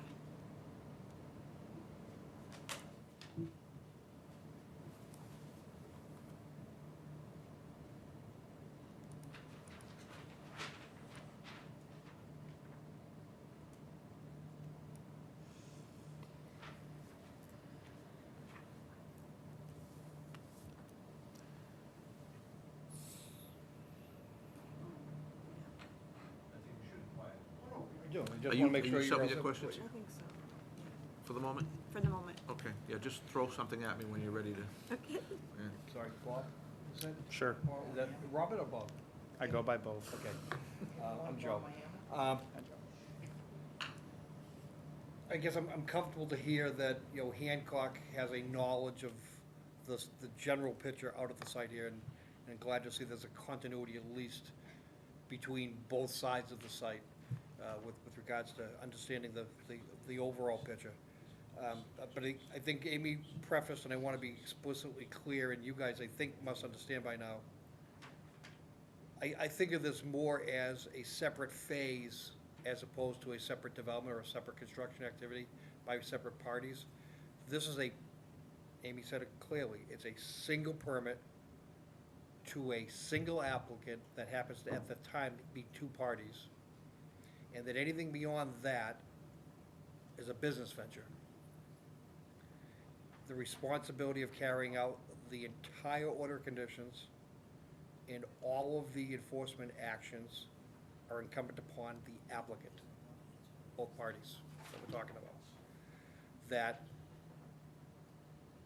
there's a clear possibility where finger pointing is likely to be possible, if not outright going to happen, of who did what, who caused the impact to me, Yelp was already there, I didn't do that. You did the prep work, you stockpiled your materials there, but I'm building the single applicant, single responsibility. I think that part of the reason you're here must be in recognition to the fact that there's only a very small portion of what would otherwise have been this site's jurisdiction under conservation. But because of all of the prior violations and enforcement actions, we have enforced our jurisdiction across the entire site because of the impacts originating from upland areas. So this whole site is jurisdictional. You wouldn't be here if you didn't necessarily understand that. I think you've made great attempts at telling us how you want to control the side of the site and the collection area down here. There are some points I think that we need to continue to elaborate upon, maybe premature tonight. I see nothing on the street frontage side of the site which has equal topographic relief and at some point needs to be built and graded and whatnot. And I don't see how you're gonna, unless you're simply saying, this treatment swale ditto over here. We need to see that. Water's coming across there. I think, first and foremost, the finger pointing issue needs to be addressed by understanding an interface line. Again, single party, but I think it's very important that to date, we still don't know precisely where water table moves. It hasn't been shared with us. I think you folks know. You must. You designed a stormwater system. We don't know where groundwater is. We don't know how groundwater moves across the site. We think we do. But we don't know it. It hasn't been presented to us. But along those lines, I think we know it generally trends from east to west in a diagonal fashion. And because of that, there is movement of groundwater through soils that have already been disturbed and likely has already had some fill brought in, if not at least stockpiles, or yet to be fill brought in. That being said, the very minimum I'm looking at is establishing a series of monitoring wells along that line, which I think you've already suggested. And as you know, we've got an agent monitor who works with us specific to this current issue of high pH and calcite migration through groundwater. So we're going to rely heavily upon him in any ultimate modification to the order of conditions, these would become annexed to that. I think what's important to point out is if they continue to violate or be in violation, you are, because it's the same site. And if there are any violations onto your site, it's the entire site, and they are party to it. So it's got to be very, very carefully spelled out, and it will be, but by the time we conclude this process, and I don't think that's going to happen tonight, that be the case. I think what we don't know, what I don't know, is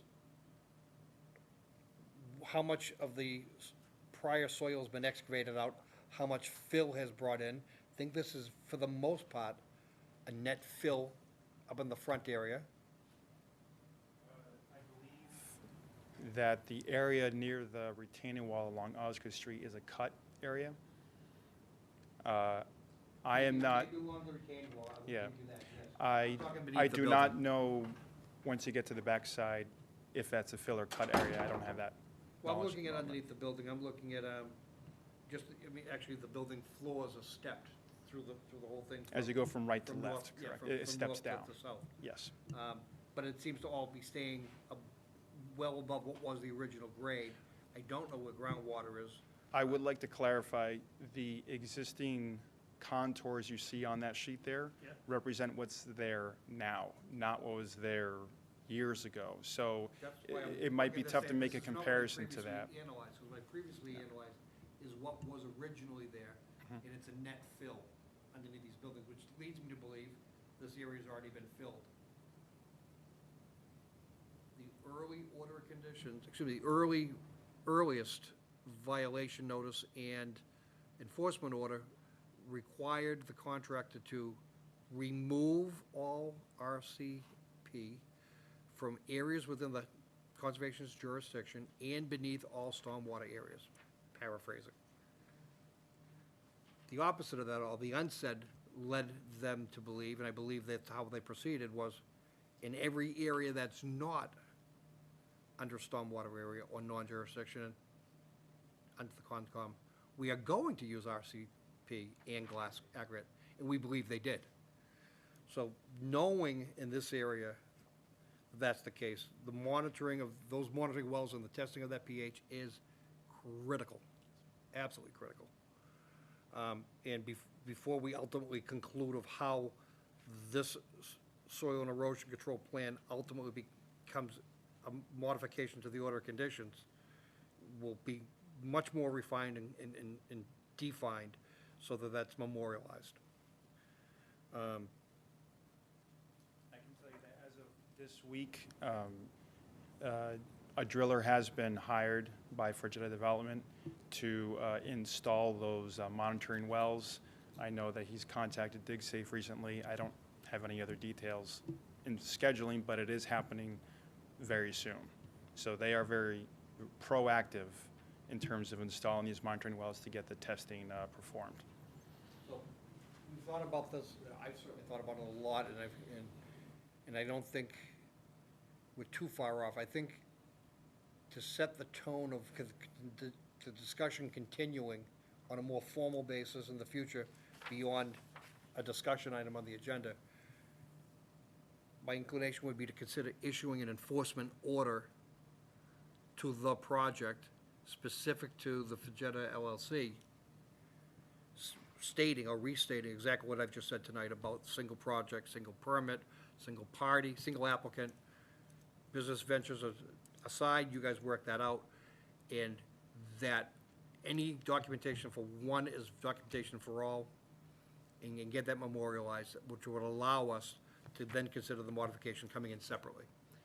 Because what you're really asking us to do is, ultimately, I suspect, is to amend the order only piecemeal as to this. And I don't think we can, it's a single order. So I think the first step would be consider an enforcement action. And then beyond that, to carry this out and to get the monitoring wells in, is to issue the enforcement order,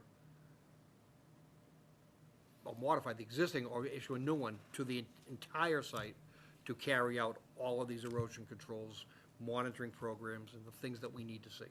That's what I think are the steps that need to be carried out. But let me ask you, so I'm following you, but the area in the plan that we're looking at, Robert, this area that we're looking at here, do we want any activity in that area until we have approved exactly what we want for activity? No activity. No activity? No activity. That's, you That understand has that? not been released for any activity. No, but I want to make sure this gentleman understands, we're saying this is a no-go zone until we approve the activities that Joe has outlined, and you And must. it's more than just the monitoring wells. We want to see underneath the building where the fill is. I want to see a matrix We wanna know where of the borings. I fill want to is. know where the fill is, Yeah. where the groundwater is, and to then be able to understand how the flow is moving through it, where are the foundations? Do the foundations act as cutoff walls and redirect groundwater? We need to know all of that before any of this could be considered. Any of these items that want to be on an action list, That looks like what I just said. and I'm just saying, there it is in writing. Perhaps we'll give you a I- copy. And again, what I think we've just laid out, the difficult thing is that you have two clients with maybe similar financial goals, but very different approaches, I would hope. What we've just laid out helps this second client, the Fagetta LLC. It clearly keeps them out of the fray if they do this right. It establishes baseline, it establishes expectations, and it keeps them out of the mess that's already out there. And if there is a mess already out there on this piece of property, it clearly establishes that somebody else is responsible for it. And that's where I'm coming with this. Is that this document? Okay, so this is just a sheet that I'm using to help me. Let me, you may know what I'm going to say to you, and if you do, tell me and I'll skip ahead. On the sheet, Michael Saboulis, LSP, he works for for the commission. He's our expert, our third-party expert for this project. He comes from, he works for GEI, but he's working for us. Under the bylaw, he's being paid for completely by the applicant. So you have to understand that when he starts to take and review this portion of the project, you'll be asked to pony up the proportion appropriately. Well, asked by who? He's gonna be asked by this commission. Well, this commission's gonna ask the applicant. I don't care who, if it comes from Vegeta, if it comes from Mo, Larry, or Curly. That's what I'm trying to say, thank you. What, So, we gotta keep beating that drum, because there is but one. I'm just, It's very simple. and yes, that's correct, but I mean, I suspect you know it, but it has to be said, it's on the record. So, the salary for GEI, this commission's expert, is borne by the applicant. And what else did we want, Joe? Send it down the line? Well, I think you scratched the surface, and I'll make sure it's crystal clear. Yeah. We appreciate that you're here, and I think you're genuine in trying to do the right thing, and your company always do. I hardly know you. But I think you're inclined to do the same thing. But I want to be crystal clear that until we know where the fill material is on this site, what it is, and where it is relative to the groundwater, i.e. establishing groundwater elevations, not just out in these monitoring wells, but across the matrix across the entire building footprint and parking areas, will help us understand that.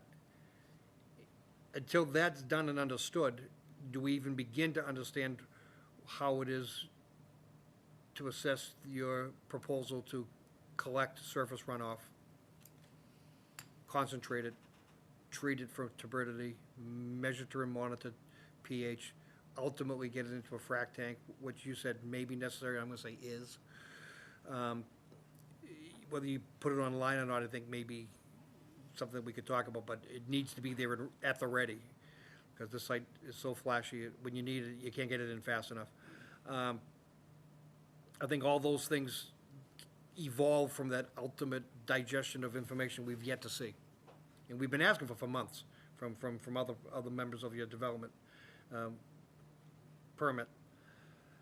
And I do think we need to see what it is that you're proposing for controls on the east side of the building. That whole front parking area, which is not at all talked about. It's in great elaboration, you're showing what you're proposing on the west side of the building, but I think you've got just as much vulnerability over here, and with no discussion at all of how it gets controlled, and I imagine the whole site gets developed simultaneously. If you like, I can speak to the east side a bit now. So what we're seeing on that sheet there is the retaining wall, which is now existing, that is 6, 7, 8, even 10 feet in some areas. And then you have that drop to the parking lot, which is now covered with that binder course. There's about a 2 to 3 foot section of landscaping between the binder and the retaining wall. This is all relatively level, and as you can see from there, it's pitched to go towards proposed catch basins, and actually not proposed, they're existing. The intent for this erosion and sediment control plan is to block off these catch basins. These catch basins lead to the downstream infrastructure for the drainage that goes into the other residential site. We don't want any stormwater going into these catch basins at this time. Everything on this site is to be directed towards the swale in the back and down this binder course, which also recently was surveyed to ensure that we will have the pitch that go from right to left on the sheet, and that will be directed towards the temporary sediment basin that you see on the left side. So in order to be able to do that, all our questions have to be answered first. We have to know what's down there. We have to know what your pH readings are. We have to know which way the water, everything. We have to know everything about what's happening under there, while at the same time recognizing that absent any of that information, no construction activities are gonna take place. So, just to be clear, what has been built at this time is that binder for the parking lot. That's there now.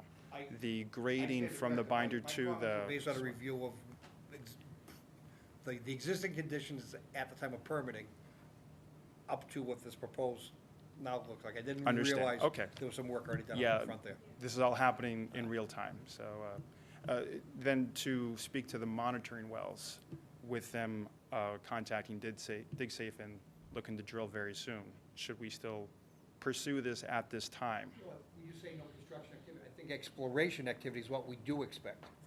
You know, soil exploration and monitoring wells, yes, Okay. that is allowed. If you have to do that to answer our questions, yes, and it's a fine line you're walking. What about for collection of the surface water then? At this point, water is running across the site. Allow them to get that under control. So we've got to give them a very specific enforcement order saying what you can do and what you can't. That way there's. That was that first enforcement order that I was talking about, is you spell it all right out. Spell it out, take the oops and factor right out what of they're it. allowed to do and not allowed to do. Yeah. Let's, this is what we're this is information we want. So is this what they're allowed to do in terms of? They are allowed to do this, there's more things we ought to allow them to do. So Let's list runoff them out. control and erosion controls. Let's take a minute and go down. and- Sure. Questions, comments, concerns, let's, Okay, I just wanted to know, since you were the commercial side of the applicant, the residential, do you share information? So do you know everything that the residential site has done and all of their wells and all of the information and the pH and so? I know some things, I don't know all of it. I wasn't involved with the initial part of this site. I took it over maybe a year and a half ago, and I was involved in some construction administration, but I do not know the history that you guys, I'm sure, So know. as one entity, there should be shared information between the both factions? Yes, Okay. And so you'll be going to them and getting all of their information, so you have something to build on? yes, from my understanding, this part of the erosion and sediment control we're proposing here is in response to some of the shared information and some of the now existing conditions at the site. Thank you. And they've been in to review our files, and I've shared whatever. But the other half of the applicant should be giving them the information as well. Well, that's, Yeah, I'm gonna follow It's up. very well taken, but let me follow up on that. Because sharing of information, what I just asked for is a matrix of soil borings to determine where fill is, to what depth, and what it is, and where is the water table. Somebody has already had to have done that in order to bring that fill in. Okay, but. It's gotta be out there somewhere, but Right, we but haven't seen it. Why would the fill have already gone in when you requested them not to use any RCA? Because it wasn't under a stormwater area and it wasn't within our jurisdiction at the time. initially, We know it's there. it was non-jurisdictional. Okay, but now It then, it became jurisdictional when the whole place flooded and seeps started popping out and Okay, all hell We're not broke saying loose. take it out, we're saying right, so. show us where it is, We at wanna what know where depth, it is. and So where's you're water. aware, you're aware of all this past, I'm aware, but I'm not as ingrained into it as I wish I other was. members of my firm. But you're gonna be, Yes. yeah, because you're gonna have to be because to continue. this is a big deal. It's a really big deal. I will say, I was on the website earlier looking at the materials that were available for this discussion. I believe one of them was from Sanborn Head, that offered some information about test pits that were done now years ago. That's the information I'm aware of. I know a bit. I don't know much more beyond that, because again, that was done before I started with this. I think it's this. But I know that is at least available for, Yeah. Yep. Just to underscore why sometimes I use a tone that I do use, we've asked for this question about fill, where is it, how thick, what is it, where's groundwater in this area? We've asked that multiple times for over 6 months, and it's yet to been provided. They look at us like deer in the headlights. They, the part of the team, looks at us like it doesn't exist. And I have to say, it's under a building foundation. It has to exist. Nobody in their right mind in construction or an engineer doesn't already have that information. It's there. But if you don't know it, and you guys did the engineering work for the other guys, how do you not know it? That's the concern here. So leaving it that we need to have the information only underscores Deb's sharing of information. I'm not sure it's being shared. It's certainly not being shared with us. And it has to be, since you are one applicant, you all have to be on the same page. Okay.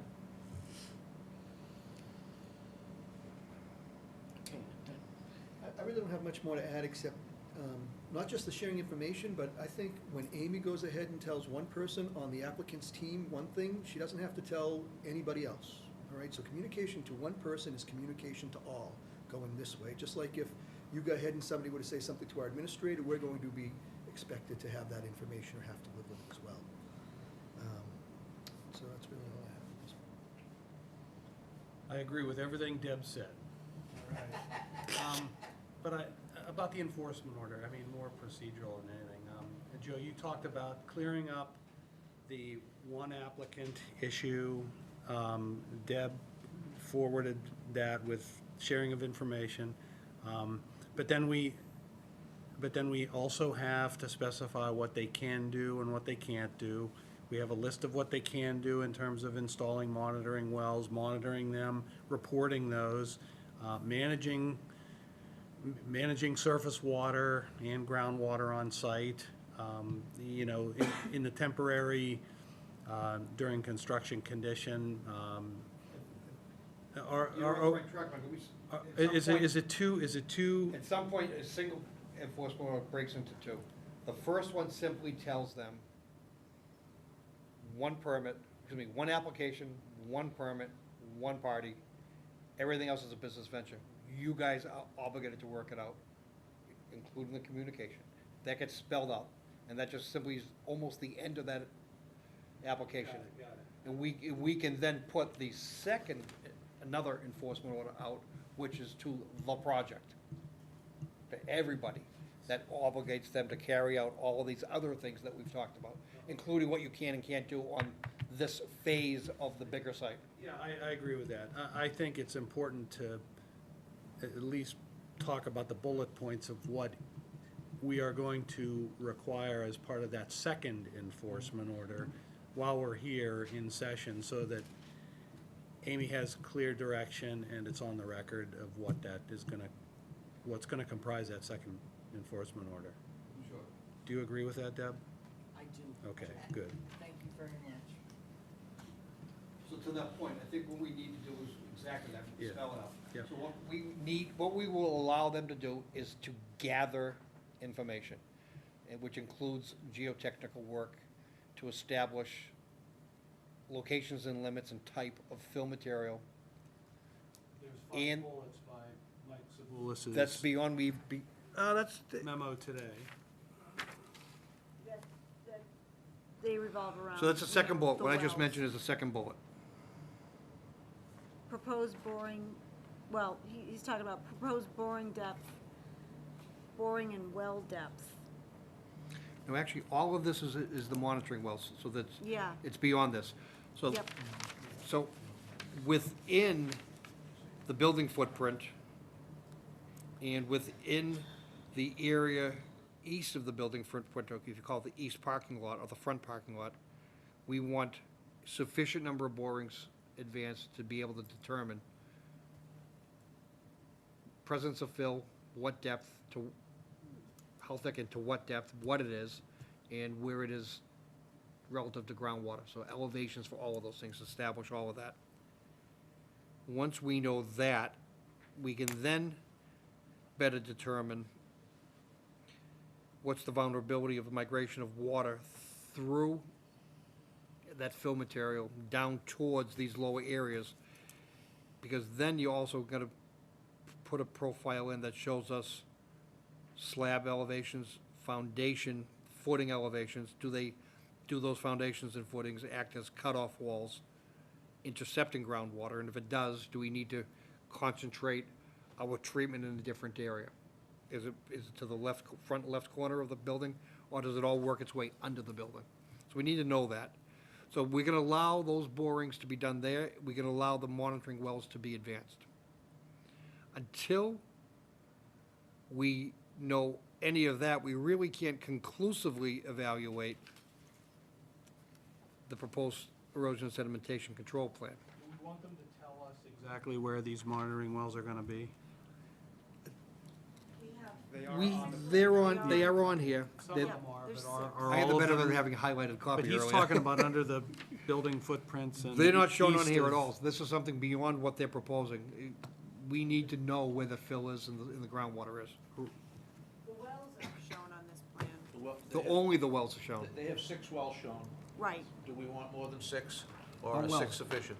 Borings is what you want. You don't want, the wells are wells, they're longer term, and you can pull samples later. Bullet item 1, number of monitoring wells to be installed and the location. So the plan We have calls for that. 6 and shows the location. We have that? Are we We have satisfied that. with We that? have Yeah, we got We that. can actually check that one off then, okay.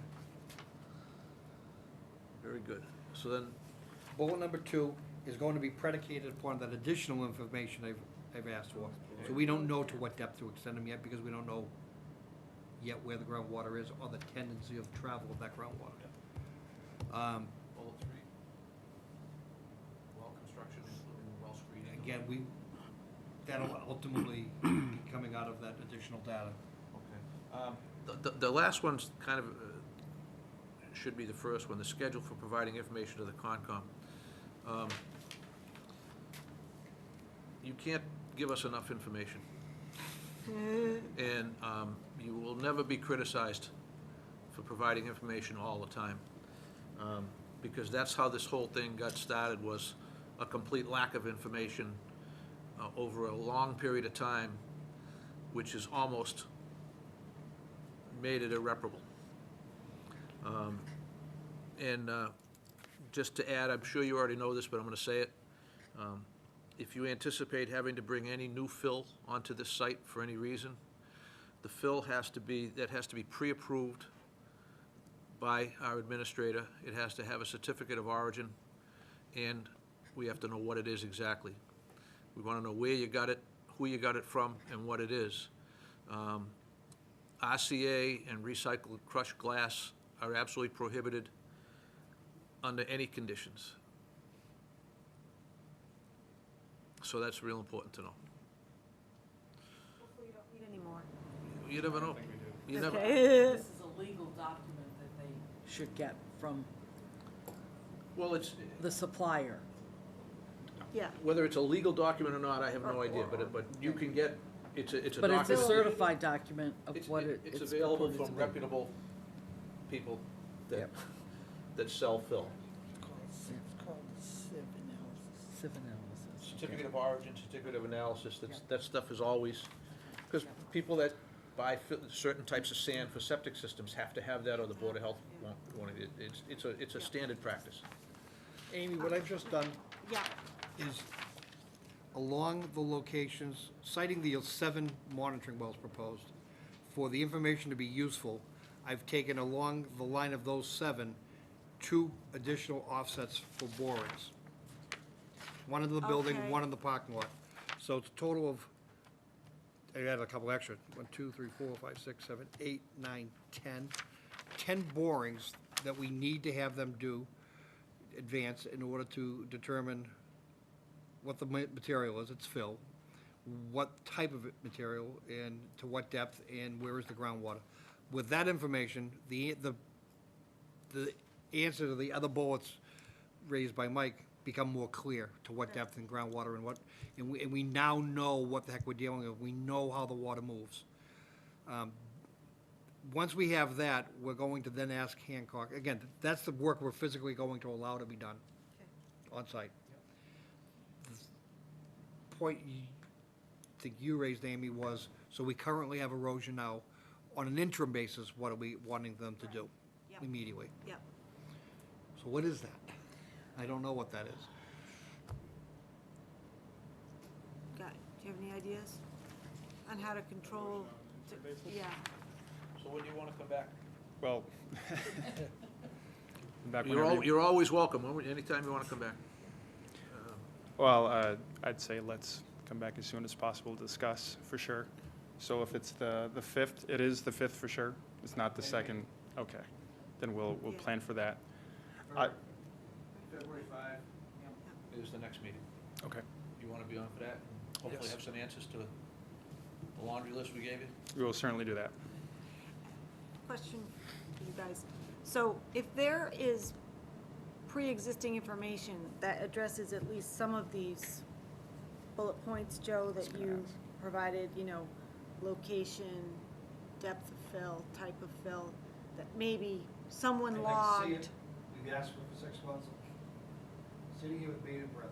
We All right. want to verify. So, so that's my question. Trust but verify, sorry. So borings, regardless of whether it's on paper somewhere that someone logged this when things were happening, you still want borings? Yes. I say yes. You know, everything Okay, else is gonna be I just want to called make into sure, question. because it could be Just that get 'em they done. uncover Yes. something. All Yes, right. get them done. Okay. We All would right. certainly accept, I'm gonna follow Al's cliche, you know, if you've got additional information, I'd love to see it. Okay, Information's good. all right. We're at the no confidence stage right now, I get it. so I'd love to be Okay, able I to just get out wanna of make this. sure, I'd because love to be able to get out of this that's a stage, you know? Possible scenario that I could be faced with, or you could be faced with, and You then just get the turn it borings right back done. around and say, go do your Understand, borings. I understand what you're asking, I Okay. completely understand, and it's, Okay. I'm sorry. Doug, do you have any thoughts, concerns, or questions? No, everything you've said is fine. So, I mean, What as we- long as it's, you know, it's a project that's part of the total project, Yeah.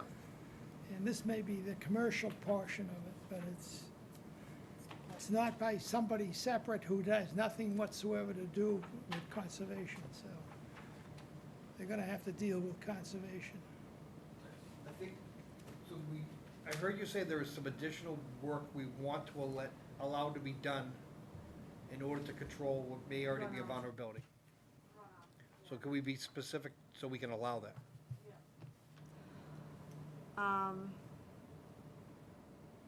That would be included in the enforcement order. Monitoring wells, borings, this Any work, erosion control. Right, interim erosion controls, right, really not much else. right, exactly. Right. I would say that a lot of the measures that are shown on this plan will solve that problem in the very immediate future.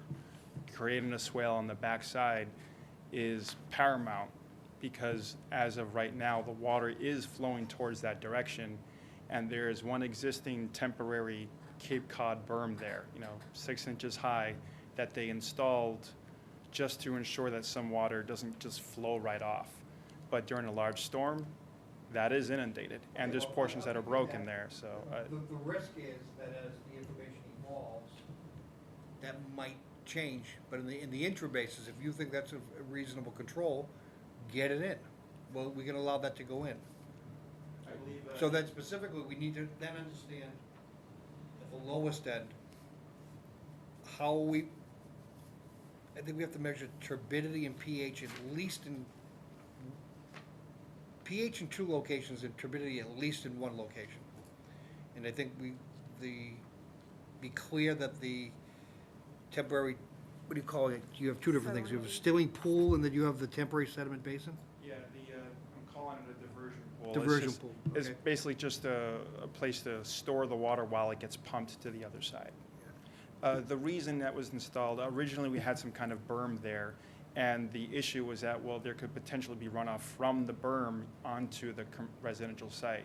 So the approach here is any water that lands on the site is going to be under that imaginary line where it crosses into the residential site. It's going to go below, so it has to be forced into our sediment basin.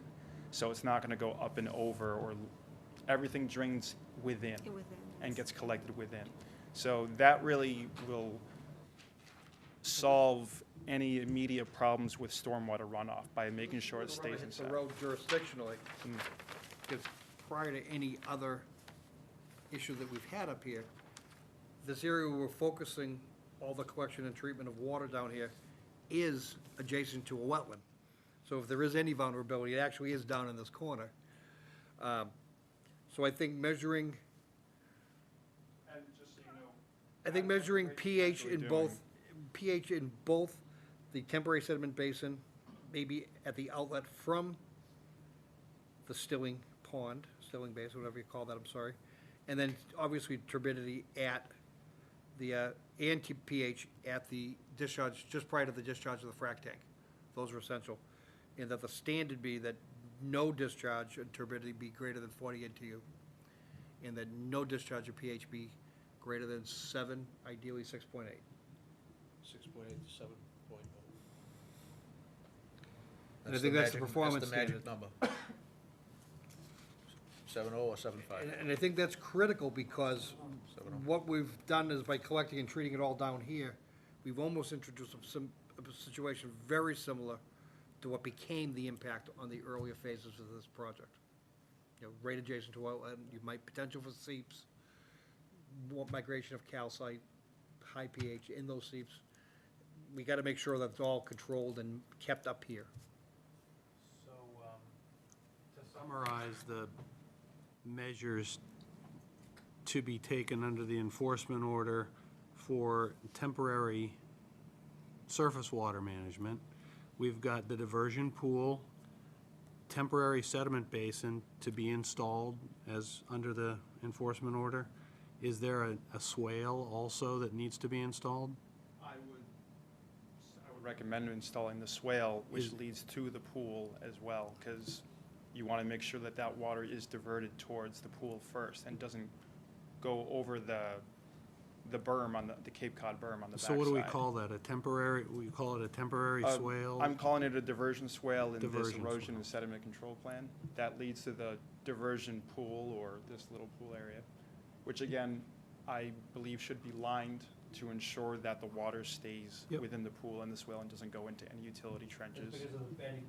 Correct. Yes. Now that those structures are installed and the pipes are there, we don't want the water to. Exactly. Okay. Keep it here.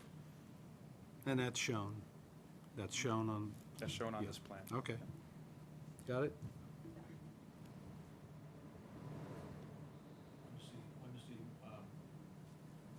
When does the analysis begin?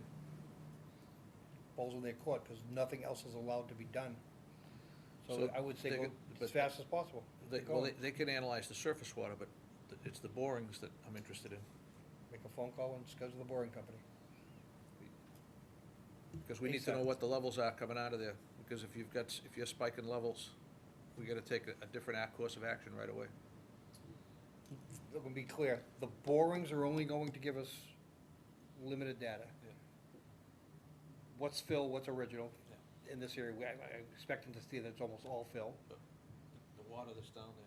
We need to advance it to groundwater, so we Yeah. need to have those elevations established. From Yeah. there, it's gonna give them better answers, gonna give us answers, and them answers, and Mike answers, to what depth and how do these monitoring wells ultimately get installed. You gotta do these first in order to know how deep the wells go. Okay. Done deal? The intent of the monitoring was to get down to the groundwater level to capture that sail. Is the intent that you would want to go deeper? No, I Oh, think, okay. no, if you're into groundwater and you're down enough that you can retrieve a sample, but I think Mike's, I think the additional borings give you information about, the well construction and the screening intervals within the well casings. I think that's gonna be driven by that other data. Okay. In proposed boring and well depth soil type is ultimately can be determined by these, but it also can be determined while you're advancing the wells. If you got a good monitoring well company, they're probably gonna be the same company, they're both capable of doing this. They're likely to wanna do the borings first, given those findings, come in and advance the wells in the next step. I believe the intent now is that that boring company is going to, the drilling company, I'll say, is going to drill those monitoring wells very soon, and the testing will be implemented by LRT, who's handling everything else for the site. and presumably handling the frac tank as well. They're doing the testing everywhere else. They can continue with that in these wells. As for the borings, I imagine it would be easy just to hire the same people that were doing the wells, since they'll be there anyway. So, but is the order, Mostly have the same type of firm, but not always. but is the order of operations to do the borings before the wells, or can the wells be done? Okay, as long as they're all done immediately. Yep. Okay.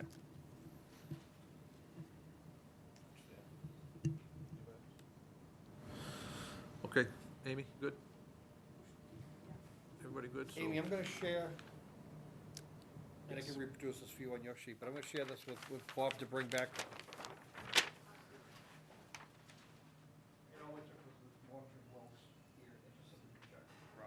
One of the building, one of the lot, one of the building, and so on. Okay.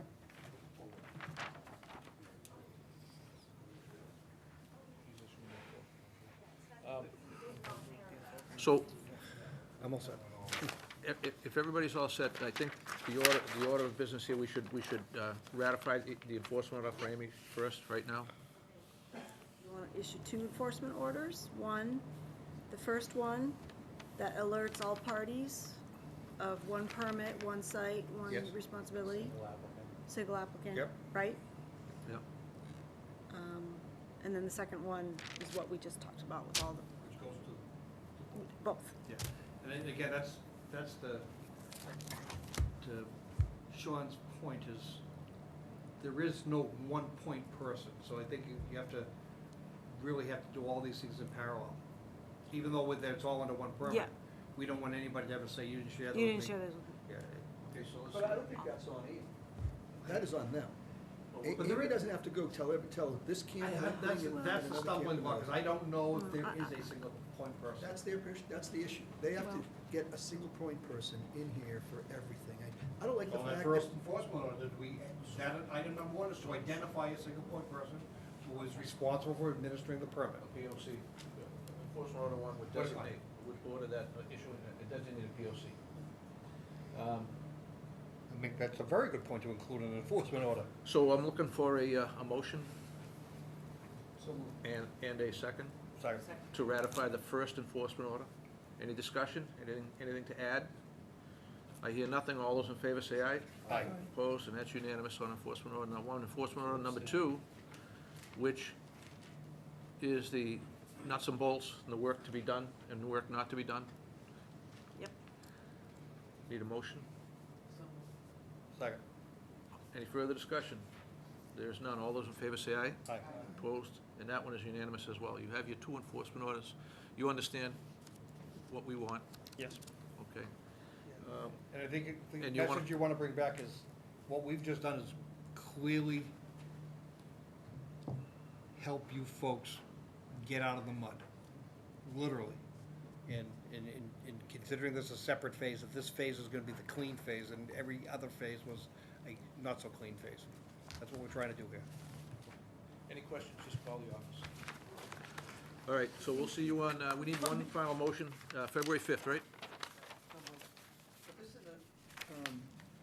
well, this is for discussion. Do we still have to continue an item for discussion? There's I nothing think- in front of us. I think he's gonna be bringing something, he's gonna be bringing stuff to us. That's right. Right, but I mean, there's Yeah. nothing to move here. It's No. just, see you on the 5th. See you on the 5th. Good Yeah. enough. Nothing to continue. Sounds like that's what it is. Yep. So, to be clear, the enforcement order that's going to be produced, does that then show up on the next Conservation Commission hearing as well? That will We show voted up to as an ratify it item right to now. discuss? Yeah. Okay. That will show up on the hearing, yeah. And then we'll have a discussion point as well, and I'll probably talk about It'll both just at the simply same be time. whether or not you've complied or not.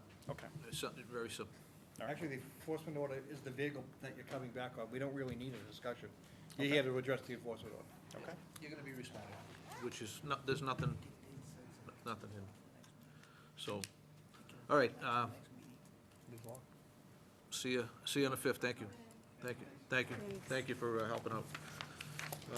Mr. Chairman, you have the con. Okay, next one is decision 242-1778, 461 Summer Street.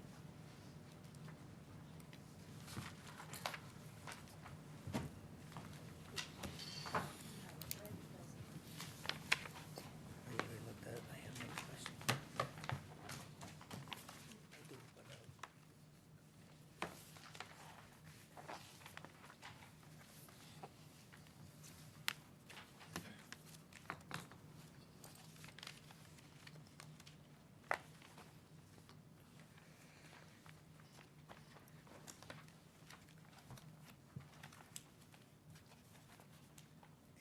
I know I'm jumping ahead of myself, but condition 76, has that always been in there? Or is that just part of the boilerplate? 76?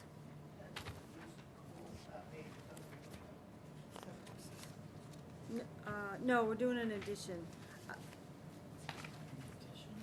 don't remember seeing it in here, in any of It's it a, before. I think it's a new standard condition, and I have no problem with it. It doesn't, it's one of those conditions that doesn't apply here. Okay, yep. Is that under a perpetual condition? That's absolutely nothing wrong with having that in I remember seeing that. Have there in case we're not paying attention. Yeah, I like We it. just read right by us, just Yep. because you highlighted it, we saw it. That's right. Okay. Is it? Highlight a new is it one every week. $1,000 enough? Maybe we'll finally see the whole thing. I'm not, It's a pool, right? Pool or So- pond? Pond would be good for you. So, it's an addition, but I, you can't buy it anymore? You can't buy it anymore, that's why. I didn't think you could buy it. You can't buy oil, So, without taking this discussion too far east, there is at least one contractor that I know of that still uses that. latex now, the oil base. This contractor comes from the greater Salisbury, Mass area, you know who he is. He's a frequent flyer, and you just gotta have it out there just for him.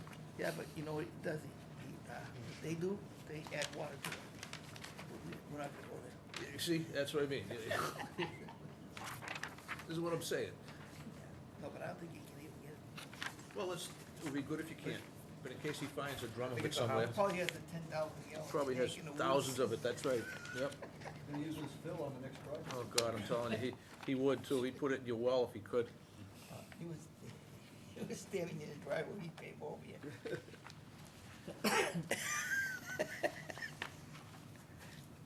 Does a lot of work on Sunday mornings, Yeah. He doesn't go to church? early flyer, he ain't going. Taking tambourine lessons.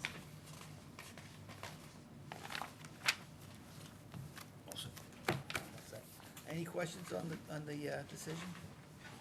Is $1,000 enough for In addition, an amount, yeah? 15 by 23 addition with a Yep. crawl space foundation landscape wall? and a little landscape wall. It's about 80, 75, 80 feet from the BBW, with a pool in between, and, I don't know. Yes, okay. All right, need a motion? Move to adopt as drafted. Second. All those in favor say aye. All right, Opposed, that's unanimous. Motion to adjourn. so move. Second. All those. Opposed, that's unanimous.